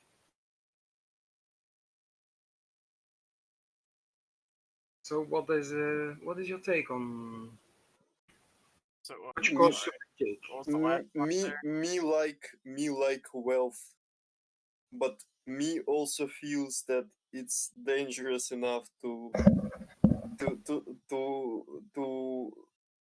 save as much power and time as we can and reach our destination first. Maybe. So one was And you wealth. know, What was the other one? Your goal. yeah, our goal.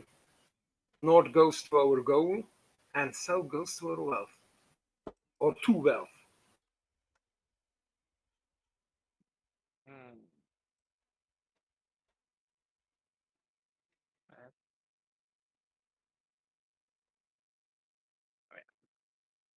I'm the kind of player that like in any game I play where I explore every nook and cranny. So my opinion is to for every nook and cranny, but I will defer to whatever you guys wish to do.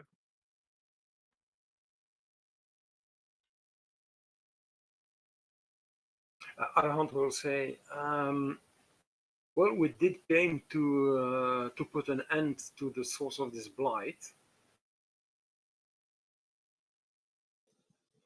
So I mean, the I wealth, surmise this would be the more pressing matter. the wealth as an idea is a subjective construct. If your deity said that it's a wealth in your understanding, it might be something different from mine. Because, to be fair, if I acquire something really interesting, it doesn't usually should be expensive. Oh, but what I consider wealth is not a financial gain. For me, wealth is knowledge. So your deity might be guiding you to knowledge and not to wealth. Not to wealth in the common understanding of It's the word. possible. It's possible. As with Okay, any higher being, they are quite obtuse um, in their proclamations. So, but I would, for now, I would keep this in maybe that wealth, whatever it may be, into our somewhere in the back of our minds, and go to our to the source of or to take the path to the north and go to our goal. After which we know, who knows, we may have yeah, the maybe luxury and maybe the we will time. save enough strength.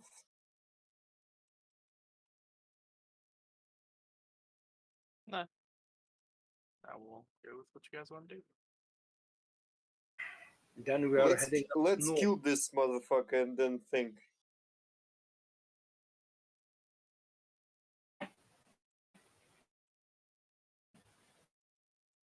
Uh, you first, ogre bro. Okay, Ogre going north. No, Arahant, come back. Don't go first, Arahant. But I'm the one with the light. I'm the Yes, bringer of light. yes, but if a boss just breathes in your direction, your bones will fall out. Well, that's a risk. I am but a I Risky only priest. have a mortal coil. So I'm gonna Yeah, stop right risky there priest. because I see something within the hall.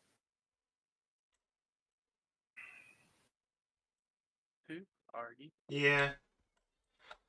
Yes, an emaciated-looking humanoid stands at the end of the corridor and Is that a proclaims. banshee? No, it's an emaciated-looking humanoid. Hmm. Does it seem angry? And it doesn't seem like, and it can't be a banshee because banshees are ghosts and not like humanoid looking. It doesn't seem angry. It it carries a cup in one hand and basically a messenger horn in the other.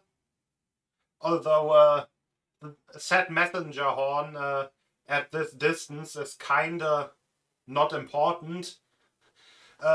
It still speaks through it, proclaiming, "Hear ye, hear ye! The master finds your struggles amusing. You are hereby invited for an audience. Who's your master? Who other than one of the spirits of hunger, he who feeds on conflict.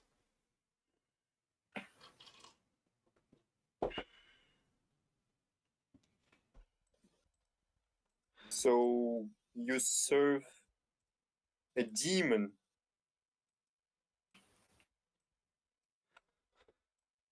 No, the primal spirits were here way before the first demon set foot on this plane.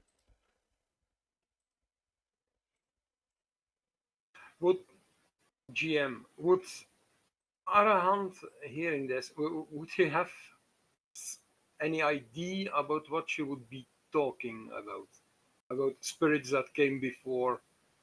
Can give me a nature, a religion, or an arcana. Probably with disadvantage because you're not a druid.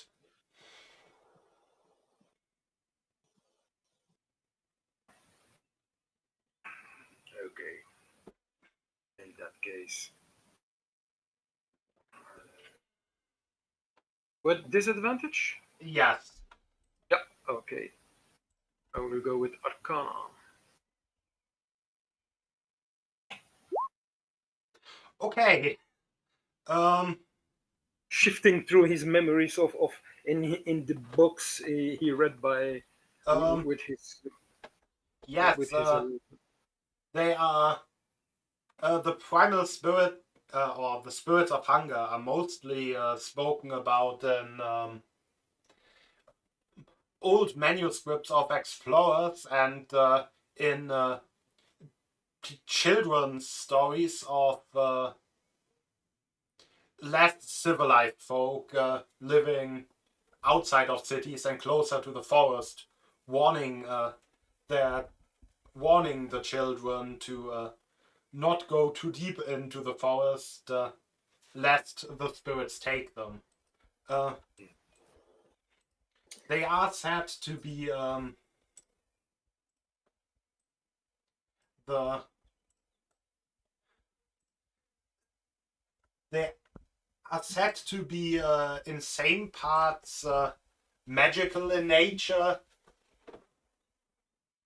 as they are physical in nature, as they are, I guess, natural in nature, as they are a magical incarnation, or yeah, basically an aspect of nature. Yeah, basically personified. okay. Yeah, it's an they are manifestations of nature's different aspects, but made manifest. Yes. They Primordial spirits, or more like concepts or things like that. But yes. concepts that are given, that are being made manifest, partially manifest, but also partly spiritual. Okay. So very abstract beings.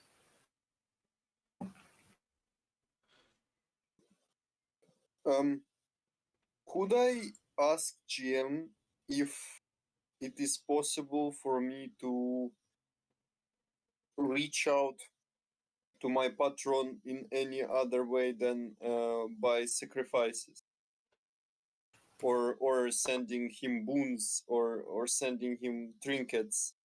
Is there any chance for me to talk to my patron the same way the cleric is talking to his deity?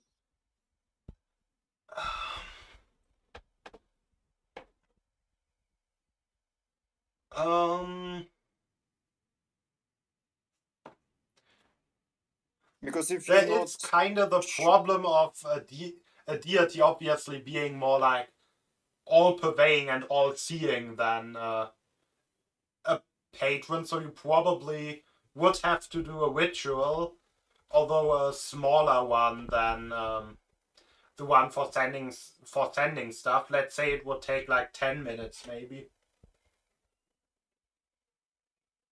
I see. I will save it for later then.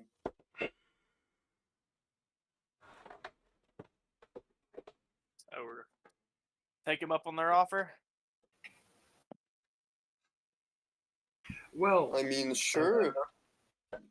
Audience turning into a duel, turning into a killing of her master seems all right with me. She then grabs at a vine hanging from the ceiling, bearing a small grape or eyeball-sized fruit, which she then squeezes into her cup, filling it with red viscous liquid. of course.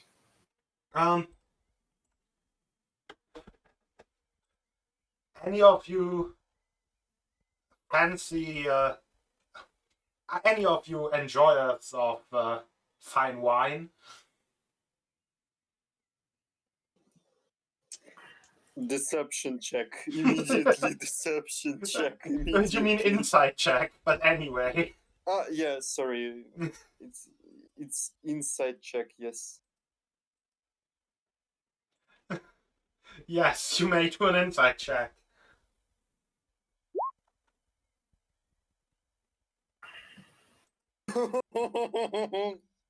I mean, it very obviously isn't normal wine, but I don't know. It's like it's very obviously in front of you that it isn't normal wine. It's but it also I don't know. You don't know what that stuff does. It could just taste good. I mean, okay. the leaders of the city were talking about the amazing properties that the fruit from this forest have. Though those were different looking fruits, but maybe these also have some positive effect. I'm like coming closer to the ogre, looking over his shoulder, and I see this sludge in a cup, and I'm like, ew. Do you know what is that? More viscous like blood than like actual sludge. And I'm saying to the ogre, ew, do you know what is that shit?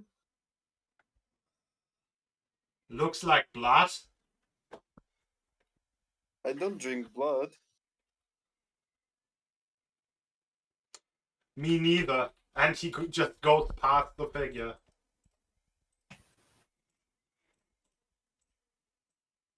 And stops Alright, being a boys. white boy. Alright, boys. He's setting a very good example. I'm doing the same thing. I'm not drinking that. No, either. Anyone else wants to have a sip? Yeah, you believe in your god so much. Why don't you try it, Mr. Cleric? That would be a nice challenge for your gut. True. Yeah, it's a typical dialogue between Warlock and the Cleric, isn't it? It would be gut wrenching. You can prey upon it.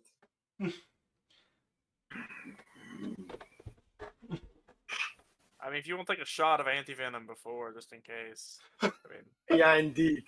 But chaser, an anti-venom chaser. that's true. I did took an antitoxin. So well, Jesus Christ! All of the spirits are here. Arahant will.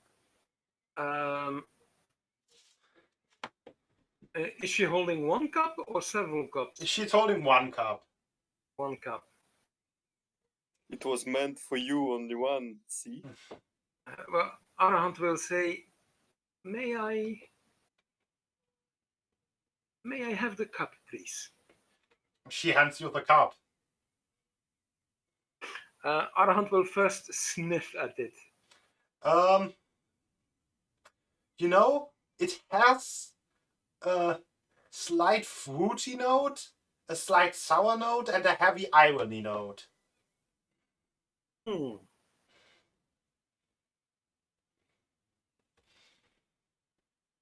I'm going for a big leap here, but he will take a little sip, Um, just like a Enolog would do when tasting wine. So first sniffing it and then taking a little sip, and then to catch the different flavors.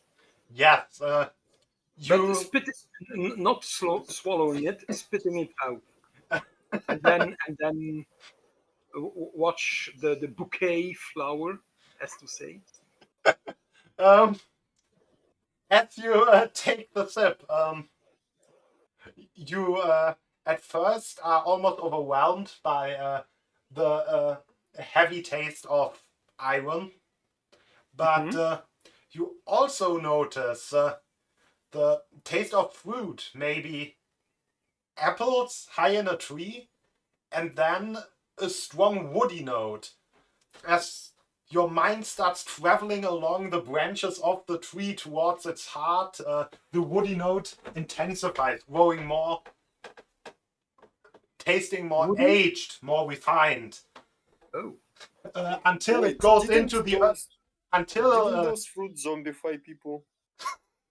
until uh, the until the flavor experience moves down below the earth through the roots, taking on a more earthy flavor.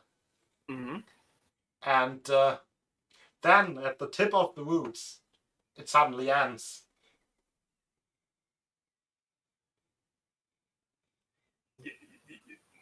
Arhant will make a face, and because the camera is on like that.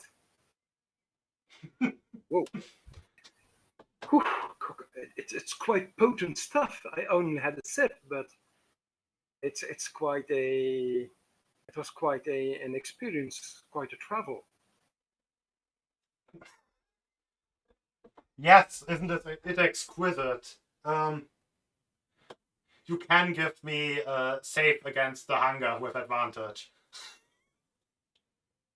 What advantage? Okay, Yes. and It's safe a con against save. It's a that's con a save. DC 14. safe against the hunger. Yeah. Here we go. With Eh, advantage 17. Yeah. Antivenom came in clutch. There may be you know, there may be a slight voice telling you that maybe you could experience, see, know more if you drank more from it, but that voice is far away in the back of your mind. Mm. How did we forget that those fruit zombify people?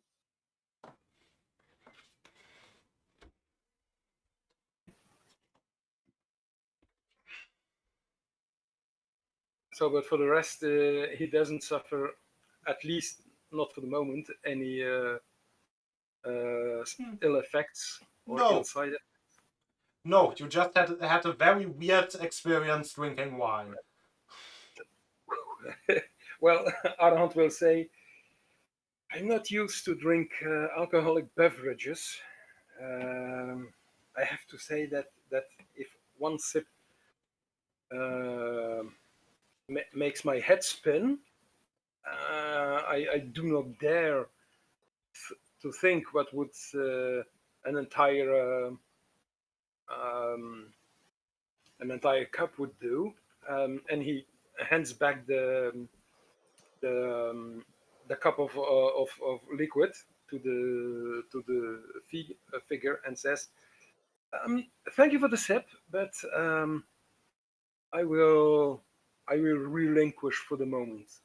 If you Thank you could for your gather kind." it, if you could gather it, it could be really, really profitable.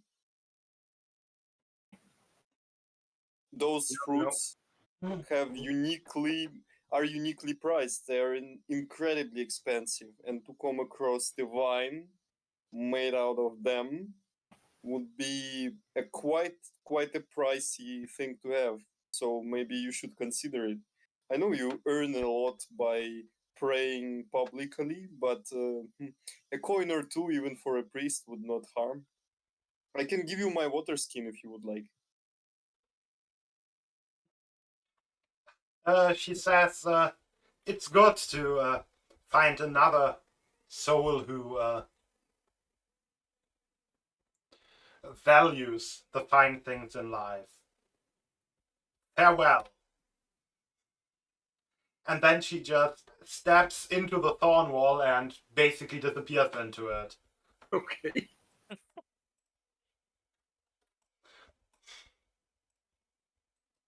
Arahant will say, "Are you all seeing this, or is it just me that she went into the vine wall?"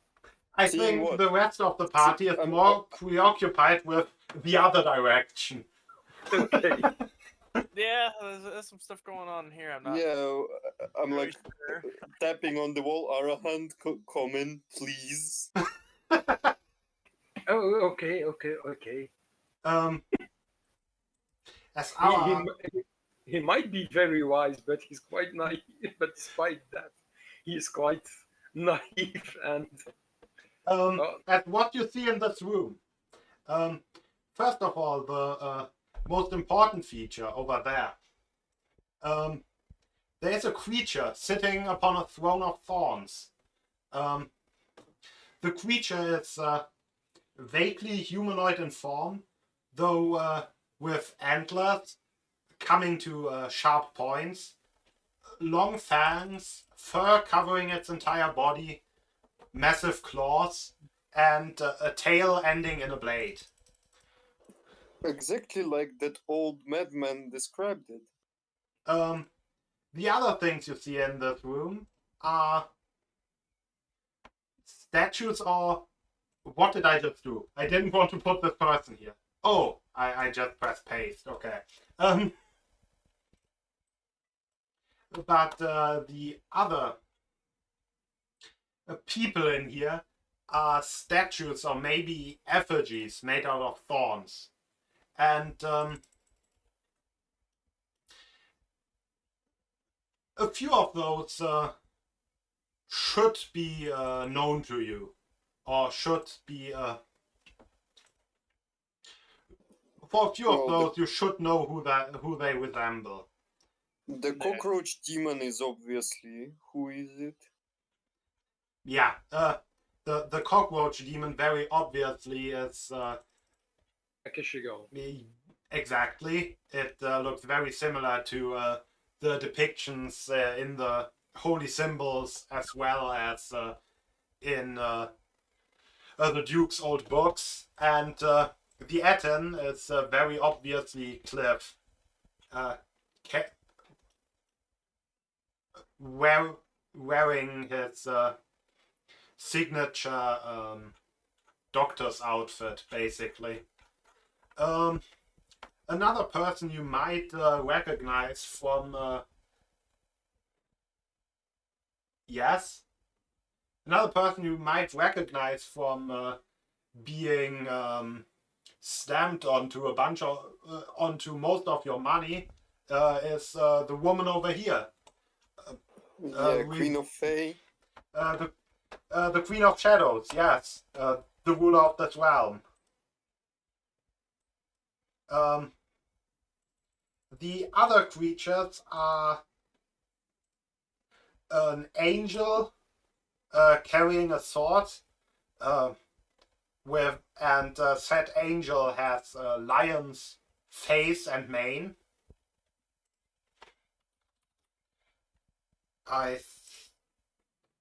Did I forget any other important physical features? I don't think so. No.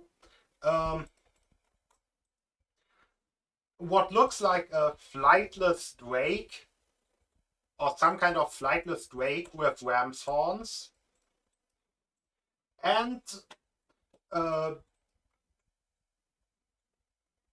unidentifiable a person completely covered in armor, which is wrapped in chains. They each give off an aura. Like white for the angel, red for the demon, black for the armored figure, green for the Aten, blue for the drake, and yellow for the queen. Okay. Though, to remind you a second time, these are just statues or effigies. Yeah. Everything except the creature sitting on the throne, which I think at first it will just greet you in a language that none of you speak. I speak to it in its mind. Well, You wanted to see us. Can you post that feature? Sorry? Can you post that feature with which you speak in its mind? Of course. You're about to get driven mad. Cthulhu level shit. No, it's not a two-way gate. It's just a telepathic connection. Okay, there's no requirement on it in terms of. Okay, yes, you may speak to it. You wished to see us, I say. How can we stop your cursed endeavors on this earth? The creature then decides to speak in Sylvan. Do any of you understand Sylvan? Let me check. Yes. I'm just Arahant knows Abyssal, Celestial, Common, Draconic, Dwarvish, Elvish, Giant, Infernal, Primordial, and Sylvan. Yeah. Regarding the first attempt, I'm heavily assuming that none of you know Druidic. No. You know, by virtue of not being druids. Okay, but in Sylvan it says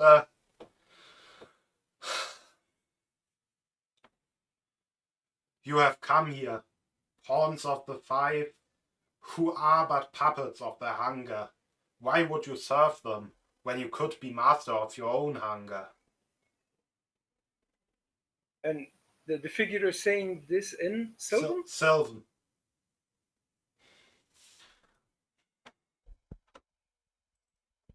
And who does speak or understand Sylvan besides Arahant? Only you. Okay. Yeah, I got common and dwarvish. That's it. I have Celestial, Infernal, and something else, but not Sylvan. Okay. Leaving on the talk to the one with the lowest charisma. Okay. You might translate.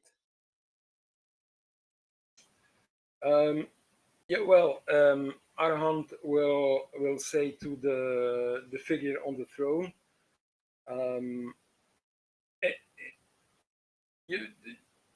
We could not give it a gender of some kind. It's too indistinct, I suppose. Yeah. You probably.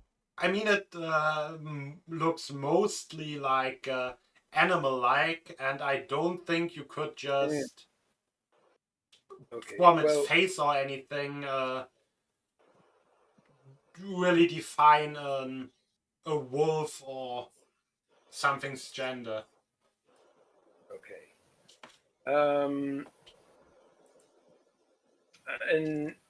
In that case, Arahant will use a more general, polite form and saying, "Your Greatness, is it to your convenience that I see on the look of upon the faces of my companions that they do not catch your words. May I Mm. be permitted to translate towards my companions? Yes, I do not speak the tongue of the soft and civilized. Arhant will take a little nudge with his head and then will translate towards the rest of the party what the creature just said. Um, a bit of a moment. A deep speech is for. What? Why are you trying to speak deep speech now? No. I'm just asking who speaks it. Stuff that are like down. Yeah, Underdark. mostly aberrations. It's the language of aberrations. So I mind see. flayers, abolats, elder brains. It's like usually stuff from the astral plane, basically. Yeah, my patron, in other words. Okay, then after your translation, I nod and I say, I serve my own hunger already, leveraging the powers I can to satisfy and satiate my greed. Is it an offer that you like what you're saying is an offer of power of sorts?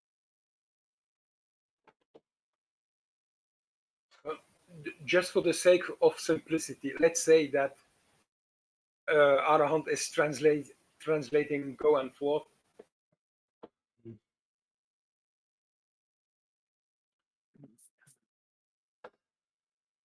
Yes.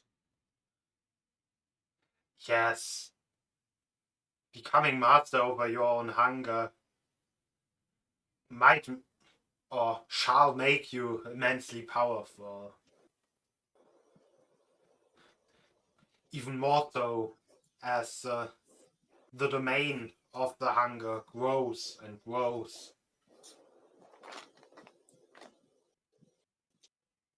And if we dare to stop and refuse and stop the growing of the hunger domain, Then I shall extinguish your hunger for good.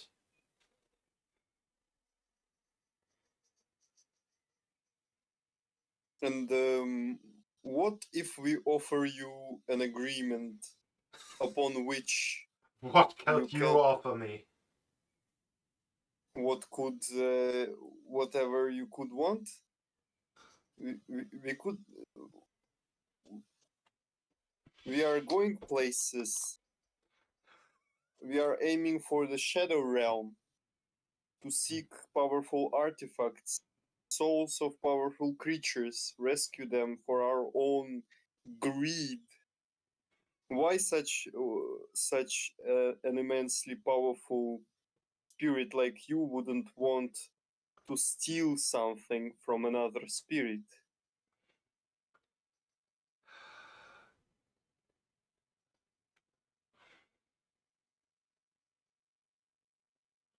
Which could be considered a form of hunger.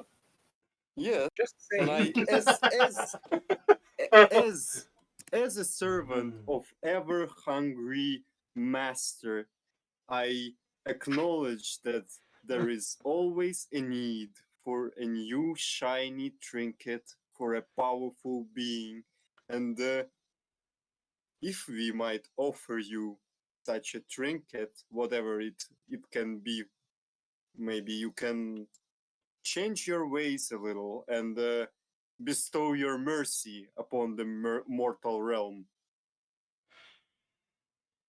I don't care about your toys and tokens of arrogance.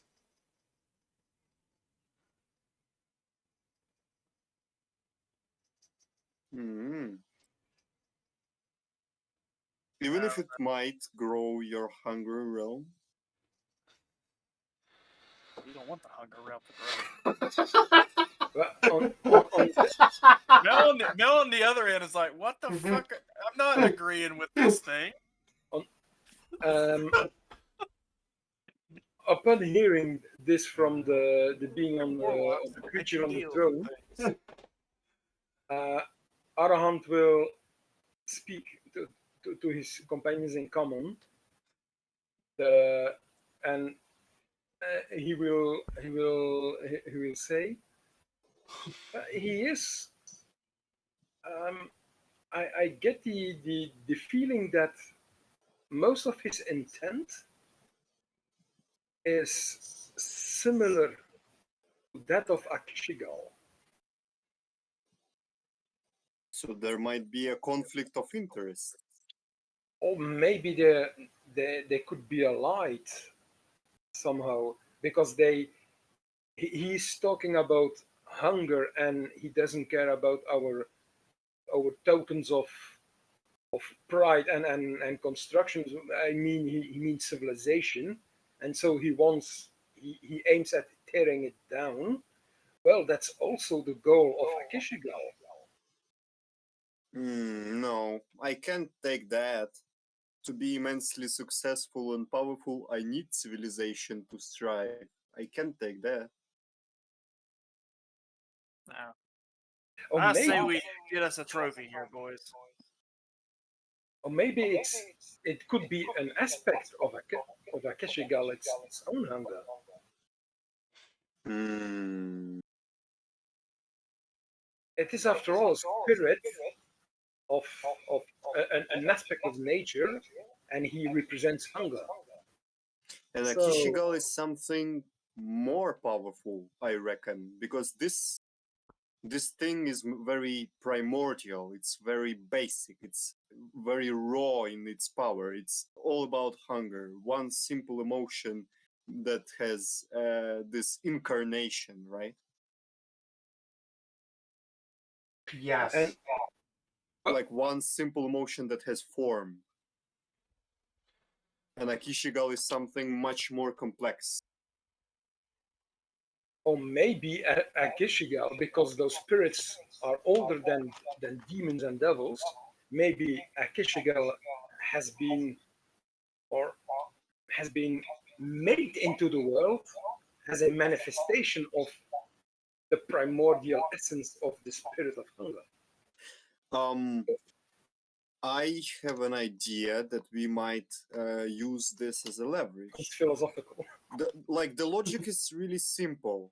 The chaos and destruction after which Akishigal is, like all he cares for is destroying everything. And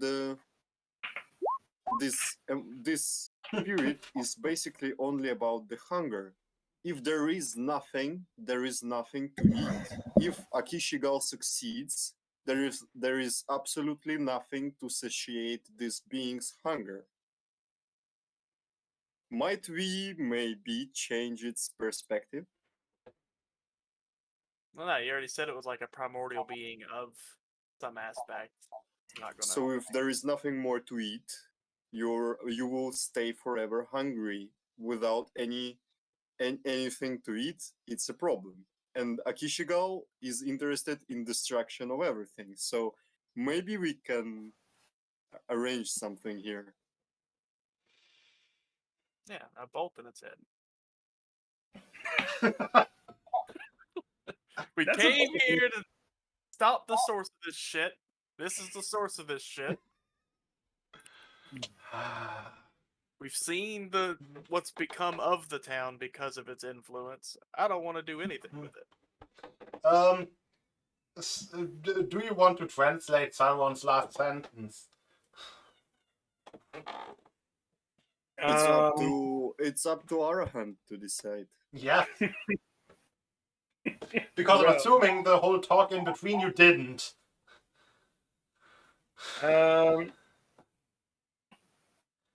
There is basically two positions. We just shut the fuck up and fight, or we try to talk a little bit. Because if it's the first one, just shoot him between the eyes and diplomacy is over. mean, yeah, but I didn't want to take away your agency in that sense. I wanted to let you talk. But I don't see any good dealings with a creature that's already shown to just be very corrupt in nature.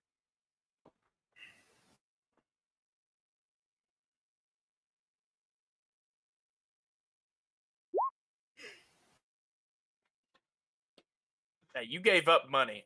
There was wealth the other way. Well, I have money. You remember that they paid me for rescue with the fruit. I can only carry so much I love wealth. that it says spirit of hunger. I can only carry so much wealth. Spirit of hunger really talks to us. What was like? I saw it. It was like spirit of hunger typing. I was like, oh, well, all right. Let's see what they win on this. Yeah, I mean, they have their own say. I have to respect. Game respects game, you know. But like I said, I don't. I'm trying to zoom in on this thing. Can we get a picture of it? Can you show us it? Uh, The way you can show the token, I just don't remember how to. I can. Let me grab the actual full picture. I'm basically using a picture from another creature, by the way. Yeah, oh, good. There's no reason to reverse image search or anything. Imagine that thing, but also with a tail, which ends in a blade. And maybe make the antlers a bit spikier. While Oh, GM okay. while GM is looking for everything that I'm not looking for anything. I well, already sent a picture. would you kindly remind me what kind of a mission your party is after in this city? You are looking for They are kind someone's of chasing the cold. The cold Yeah, of we're kind of Akishigal. doing shit. so the possibility of this thing turning on the cool cult of Akishigal and starts eating them instead of everyone else, because I can't be bothered with saving the whole city. It's not my job. But if it can help our cause, like our mission, then we can make a cool cult suffer, which is fun. Yeah, but in the innocence, because the cult doesn't just sit off on its own. It does a lot of its dealings in Yeah. civilized places. So you would There be, for sure will be a lot of innocence. yeah. So Mel's not cool with that. Well, Hence, even Arahant engaging isn't also upon cool this. with that. I'm not cool or not. I'm indifferent to most of the things. I'm very pragmatic about these things. So if I see an opportunity, I would take it. But it's not only on me. So no bad blood. Any your decision is welcome. I figured the ogre's probably getting, but Cunning artisan. Oh. listen, Yeah. I'll take a shot. I just want to have the vote that everyone's on Probably board. the ogre will also clear your field off. You. Arahant, Arahant has to decide. Yes. Arahant will say, although a good discussion has its own reward, and it's maybe possible that we could strike a bargain, although I don't think it's very likely. But Mel and I did came to, we made a promise to try to eradicate the source of the hunger. We can, I'm afraid that we will only be delaying it a bit. If it's truly the spirit of hunger itself, then it will never be killed off entirely.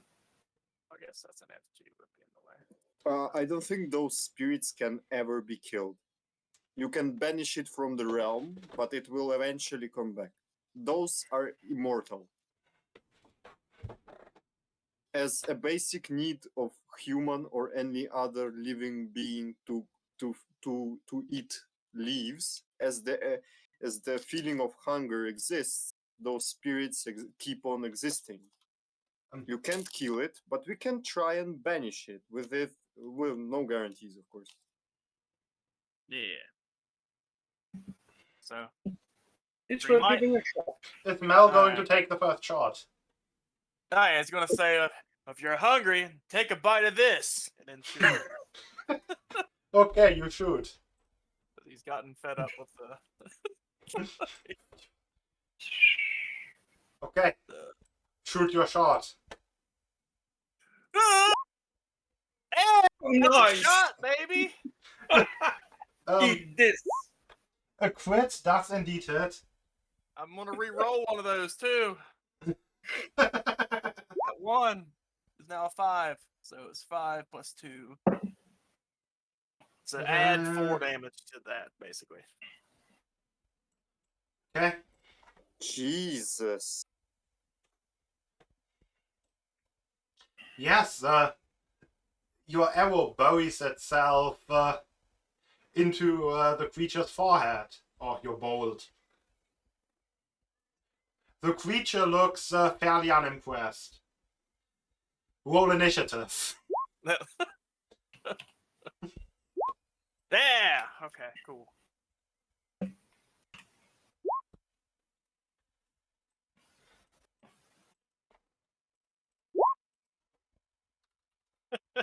So My initiative rolls today are impressive as hell. you're definitely putting a new meaning to bringing up the rear. Sorry, it's free. I got confused. My turn order it's 3. It's 3, yes. Okay. Yes, it's 3. There is a button that is called initiative, and I thought it opens turn order list. No, the turn order should be somewhere. I have it open. As soon as I open it, everyone should be technically able to see it. Yeah, it'll pop up. Mm-hmm. Did you roll the ogre? I did not roll the ogre. Okay. Hey, nice. The ogre. So, I have a question. Yes. Can a creature take a legendary action before its first turn? It doesn't have a reaction yet. I don't think. Yeah, but a legendary action doesn't take a reaction. It takes a legendary action. Most time, legendary actions that are outside of player turns have like an initiative count. No, a legendary action happens like always at the end of another creature's turn. Yes. Mhm. Yes. Yeah. It doesn't actually. It's not a lair action that always goes on 20. Okay. It's just to split the creature's turn up so it doesn't burst too much. Okay. I think it has it from the start, so it will just probably do it after your turn anyway. Yeah. But yeah. It's your turn for now. Fire away. Another one. Damn it. Another one. So it was a surprise round, the first attack. But basically. That's a 21 hit. 21 does it. Yeah, full damage on that one.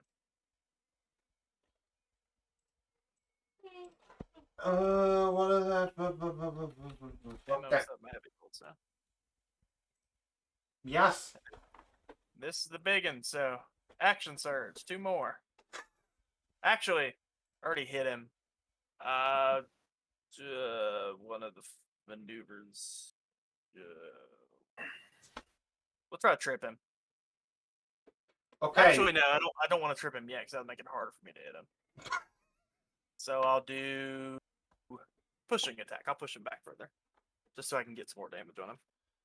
Which I should have done on that crit. Didn't think about it though. Because then it would have been doubled. Okay, wisdom saves for this creature are probably really good. It should have really high wisdom, right? Probably. So strength saving throw is probably gonna make that. Yeah. Yeah. So it takes 1 more damage and it's a pushing attack? Yep. Okay.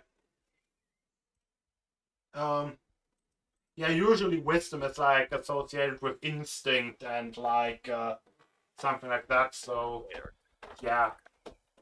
So yeah, no chance of using the Toll of the Dead. It has wisdom saves. There is no point to use it. There, it's a solid damage, but I don't think it will ever work. Shot twice. Now I'm action surging to shoot 2 more times. Yeah!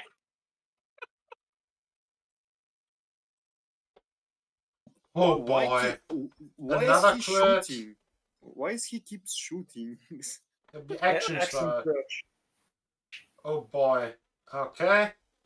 That's Mine another is bit of dead. damage. I mean, if that guy kills this creature, I'm not leveling into damage from this point on. I'm just fucking all in into my charisma. I will turn into One more. If this is another nat 20. yeah, I will turn Okay. into your personal marketing office if you kill this. 14 doesn't hit. I'll try to make it hit. It just bounces off of its fur. Okay. Now it 3, hits. 17. Nice. Nice. Okay. Okay. I'm done now. That was my last Jesus heavy bolt, though. Christ. So I go back to normal bolts after this. Well, that's the point of your build, isn't Yeah, it? I am a DPS. That is the entirety of my existence. I think the ogre does it one. I don't think it can reach melee in one turn. No, it probably then will just stand in front of you and bolt at it. Ah, fuck! I forgot to put a thing on it again on a crit. And 2 more D8. That's a sad bolt.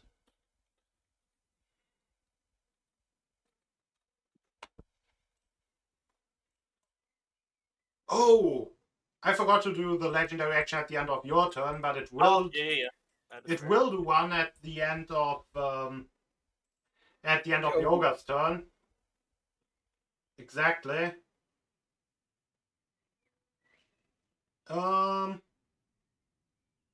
Yeah, let's go with this.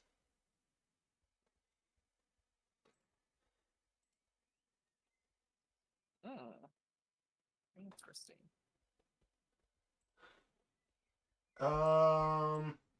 I just need to drag these out of the GM layer.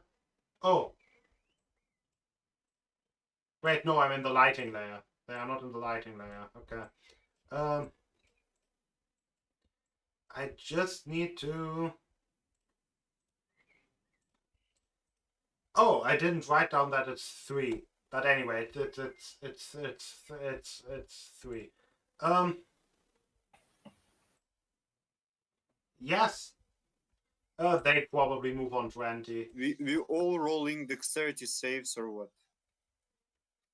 I think no. there. Once they collide with someone. Yeah. I see. So they will try to reach us. And as the description said, these things are somehow connected with the Drake effigy.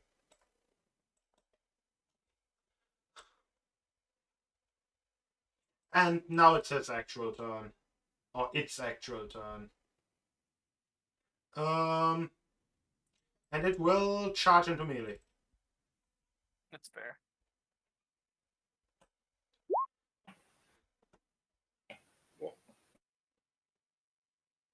Oh boy. By the way, how tall is this room we are in? Probably like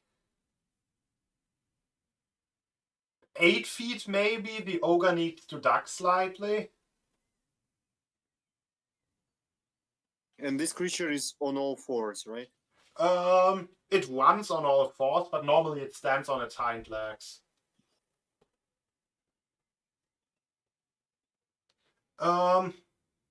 Yeah, that's a pretty nice multi-attack there. Mm-hmm.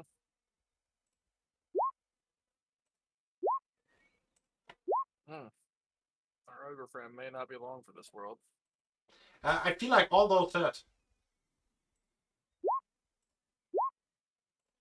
13s and 15s too. No, rolls. Oh yeah, I did. For creatures that I always just have. rolls. Yeah, it just does the auto. Wait, I think I rolled 3 claws. That doesn't look like a bite. Yes. This looks like a bite. Okay. That's claws, I don't like and that. then 11 from a bite, and a con save, and that is a success. So it's only 6 necrotic. As the beast unleashes a flurry of attacks. Our hand.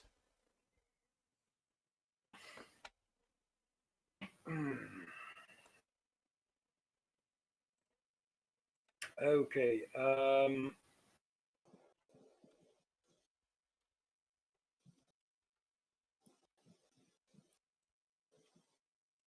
Let me quickly see. Okay, Arahant will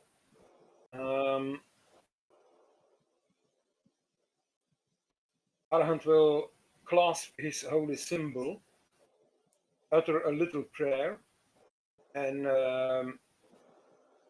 then say,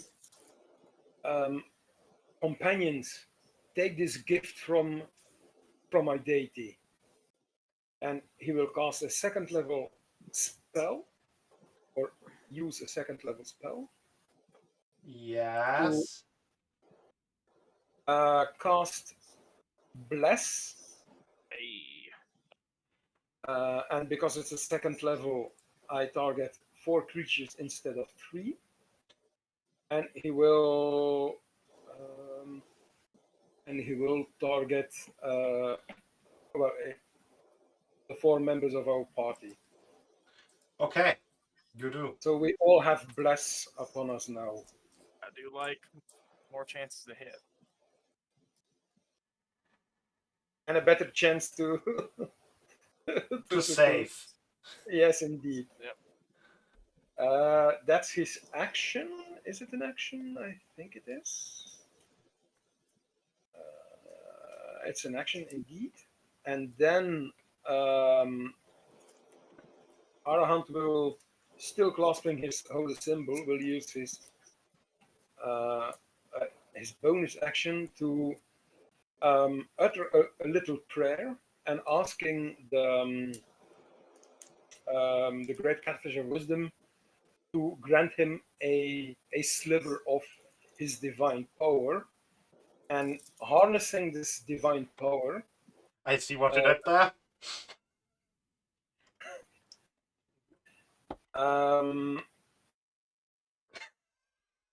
Arahant gets the half of his level in cleric of spell slots returned. So meaning 1 level worth. Okay. So I have 1 level spell slot back, and that's my bonus action. I can only use it once per short or long rest, because it uses my divine my channel ability, my channel divinity. Exactly that one. I'm assuming you're passing to Salwan now. Yeah. Salwan. Yeah, I obviously cast Hex on this thing. Oh, okay. You cast Hex. And since it's an additional bonus, since it's a bonus action, I have my main action still active, which I will use to I mean, my strongest fighting spell right now is probably a Hellish Rebuke. Yeah, but that's a reaction.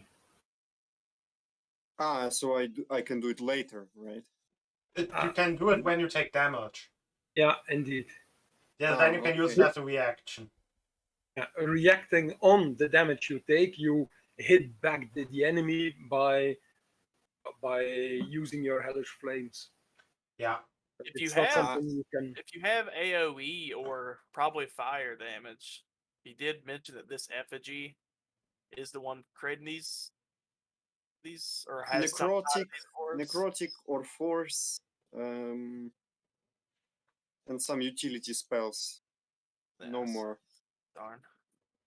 Where's the fireball? I'm not a wizard to cast fireballs. I'm warlock. I do this. Okay. A blast, damn it! That's what I got. That's all Yeah, I you do. don't even need the blast bonus for those. I'm assuming you want to target the spirit. Or Obviously. okay. Both.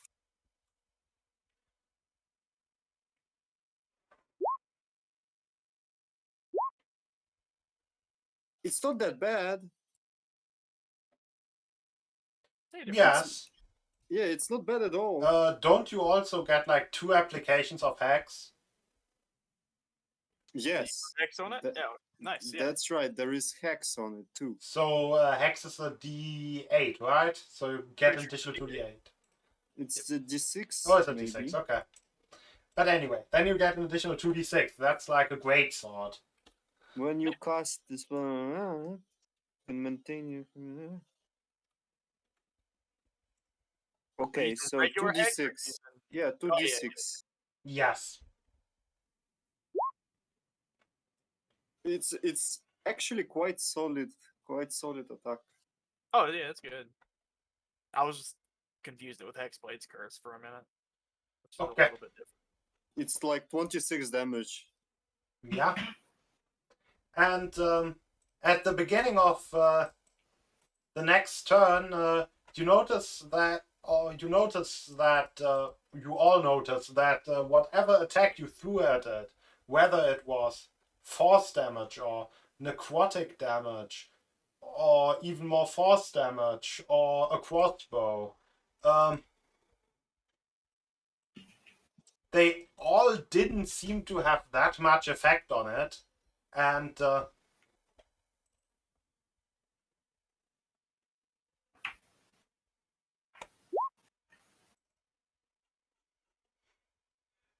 it seems to be connected to the effigies of the angel and the atom. Mm. So you took my crits away. I see. That's fair. Angel and Ed. Yep. Did it have any more legendary actions? It was going I to see. Oh yeah, well, it wanted to take a legendary action because you put a curse on it. It will put a curse on you. It will summon a bloody simulacrum. Pop. I don't like that. Okay, maybe I shouldn't call the 20. The 20 thing is now all the stuff, and so Yeah, I'm sorry, but I can't take it. This is not happening. Might be an effect, not a spell. Yeah, Is it? it's an effect. It's not a spell. That's sad. I mean, we could pretend it as a spell because it is a magical effect. Entirely your purview. But then it would, I Dragon guess, be. I think it would be equivalent to maybe a 5th level spell. So you would need to you would then need to gamble if you can actually counterspell it. Hmm. Okay, I can try. You may also take your counterspell back at the new knowledge. Whatever you prefer. What does this bloody simulacrum does? Can you? We don't know yet. It just appeared. It Does just it look appeared, like- and it you kind of. I mean, it kind of didn't appear yet because you want to counterspell it, and you kind of have to do that yeah. before it appears. Fair. He just kind of chants something, and red liquid starts to kind of bubble up in front of you. Hmm. I have only 2 spell slots, only 2, and there is more things that I can do. Because I probably want to cast Dispel Magic on this creature overall. Perfect. So I should hold on to my counter spell for now, for my spell slot, and next Okay. turn next turn I'm casting Dispel Magic on this creature.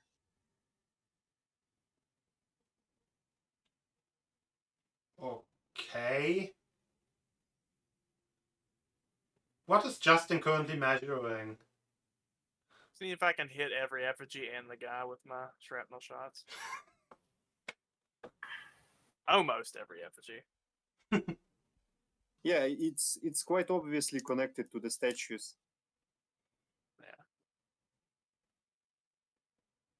And I have a couple on me as well. Use them up. Was that your legendary action was making that thing? Yep. Okay. Well, I will step up here to get a better shot, but still stay in range. And By the way, the simulacrum doesn't really have any attacks, so it doesn't create a threatened space. oh, okay. Yeah, about here's what I'd want to be anyways.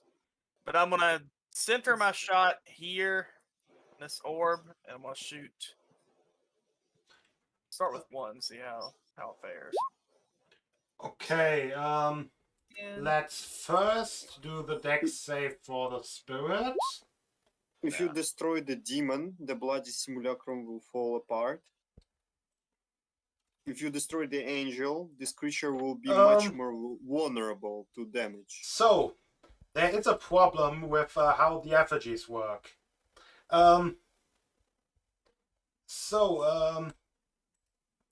Basically, they only have 1 hit point.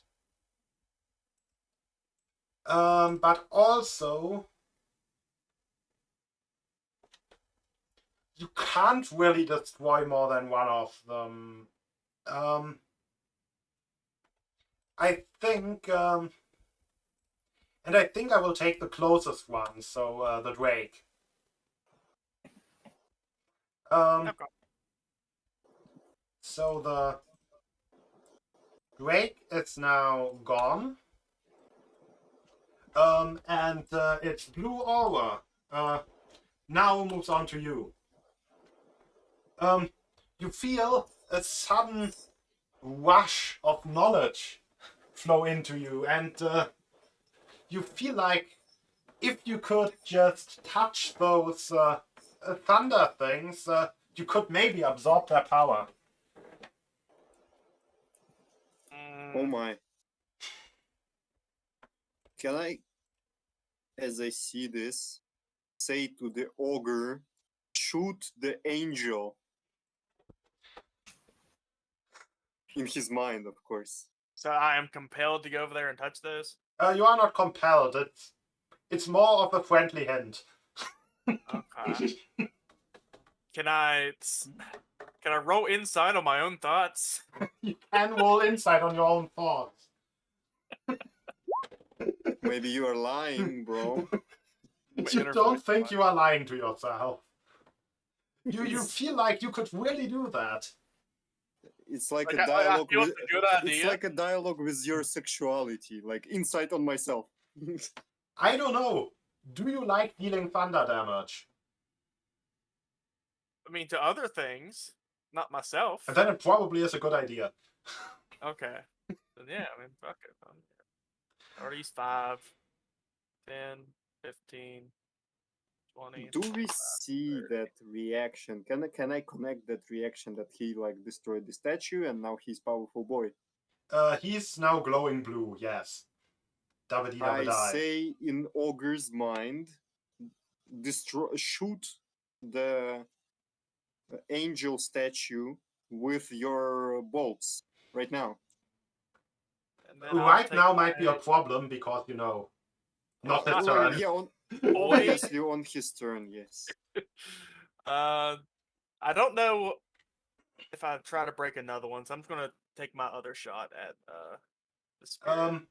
Basically, after you broke the first with your shrapnel, it the explosion kinda bounced off of all the others harmlessly, although it managed to destroy the first one effortlessly. Okay, I gotcha. So fire! The 15 hit him. 15 does barely not hit him, but you are blessed by our hand. I already got that figured. So precision it is. Oh, that's already in there. Okay. So, another 6. That hits now. Yeah. I actually got that. Jesus. And I will re-roll that actually. So 6 damage A 6 more damage. Okay. for piercer. Very cool. Then that is my turn. Yeah. Okay, time for all the stuff turn. So someone can give me a DC 15 Constitution saving throw. While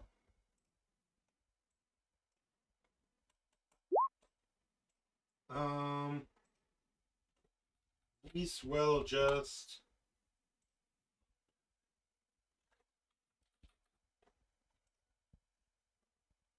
Give me force damage.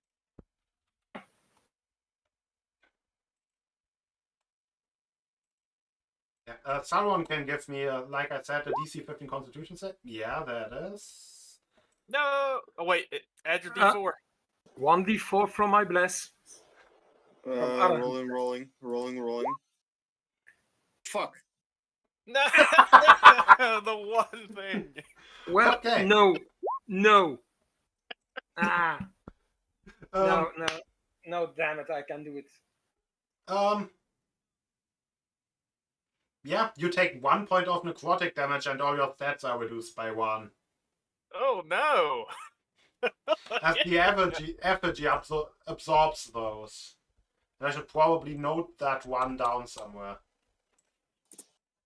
1. You know what statue I'm breaking right now, right?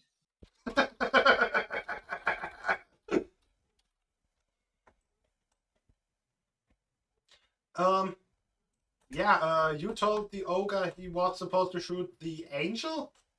Angel, yes. Let's see if he actually hits. They only have an AC of 10. Oh It hits. boy. It doesn't need to really deal damage because, 1 HP. And the ogre becomes Ogre the White, and there's no white color thing, so we're just using the stop sign. Ogre the White.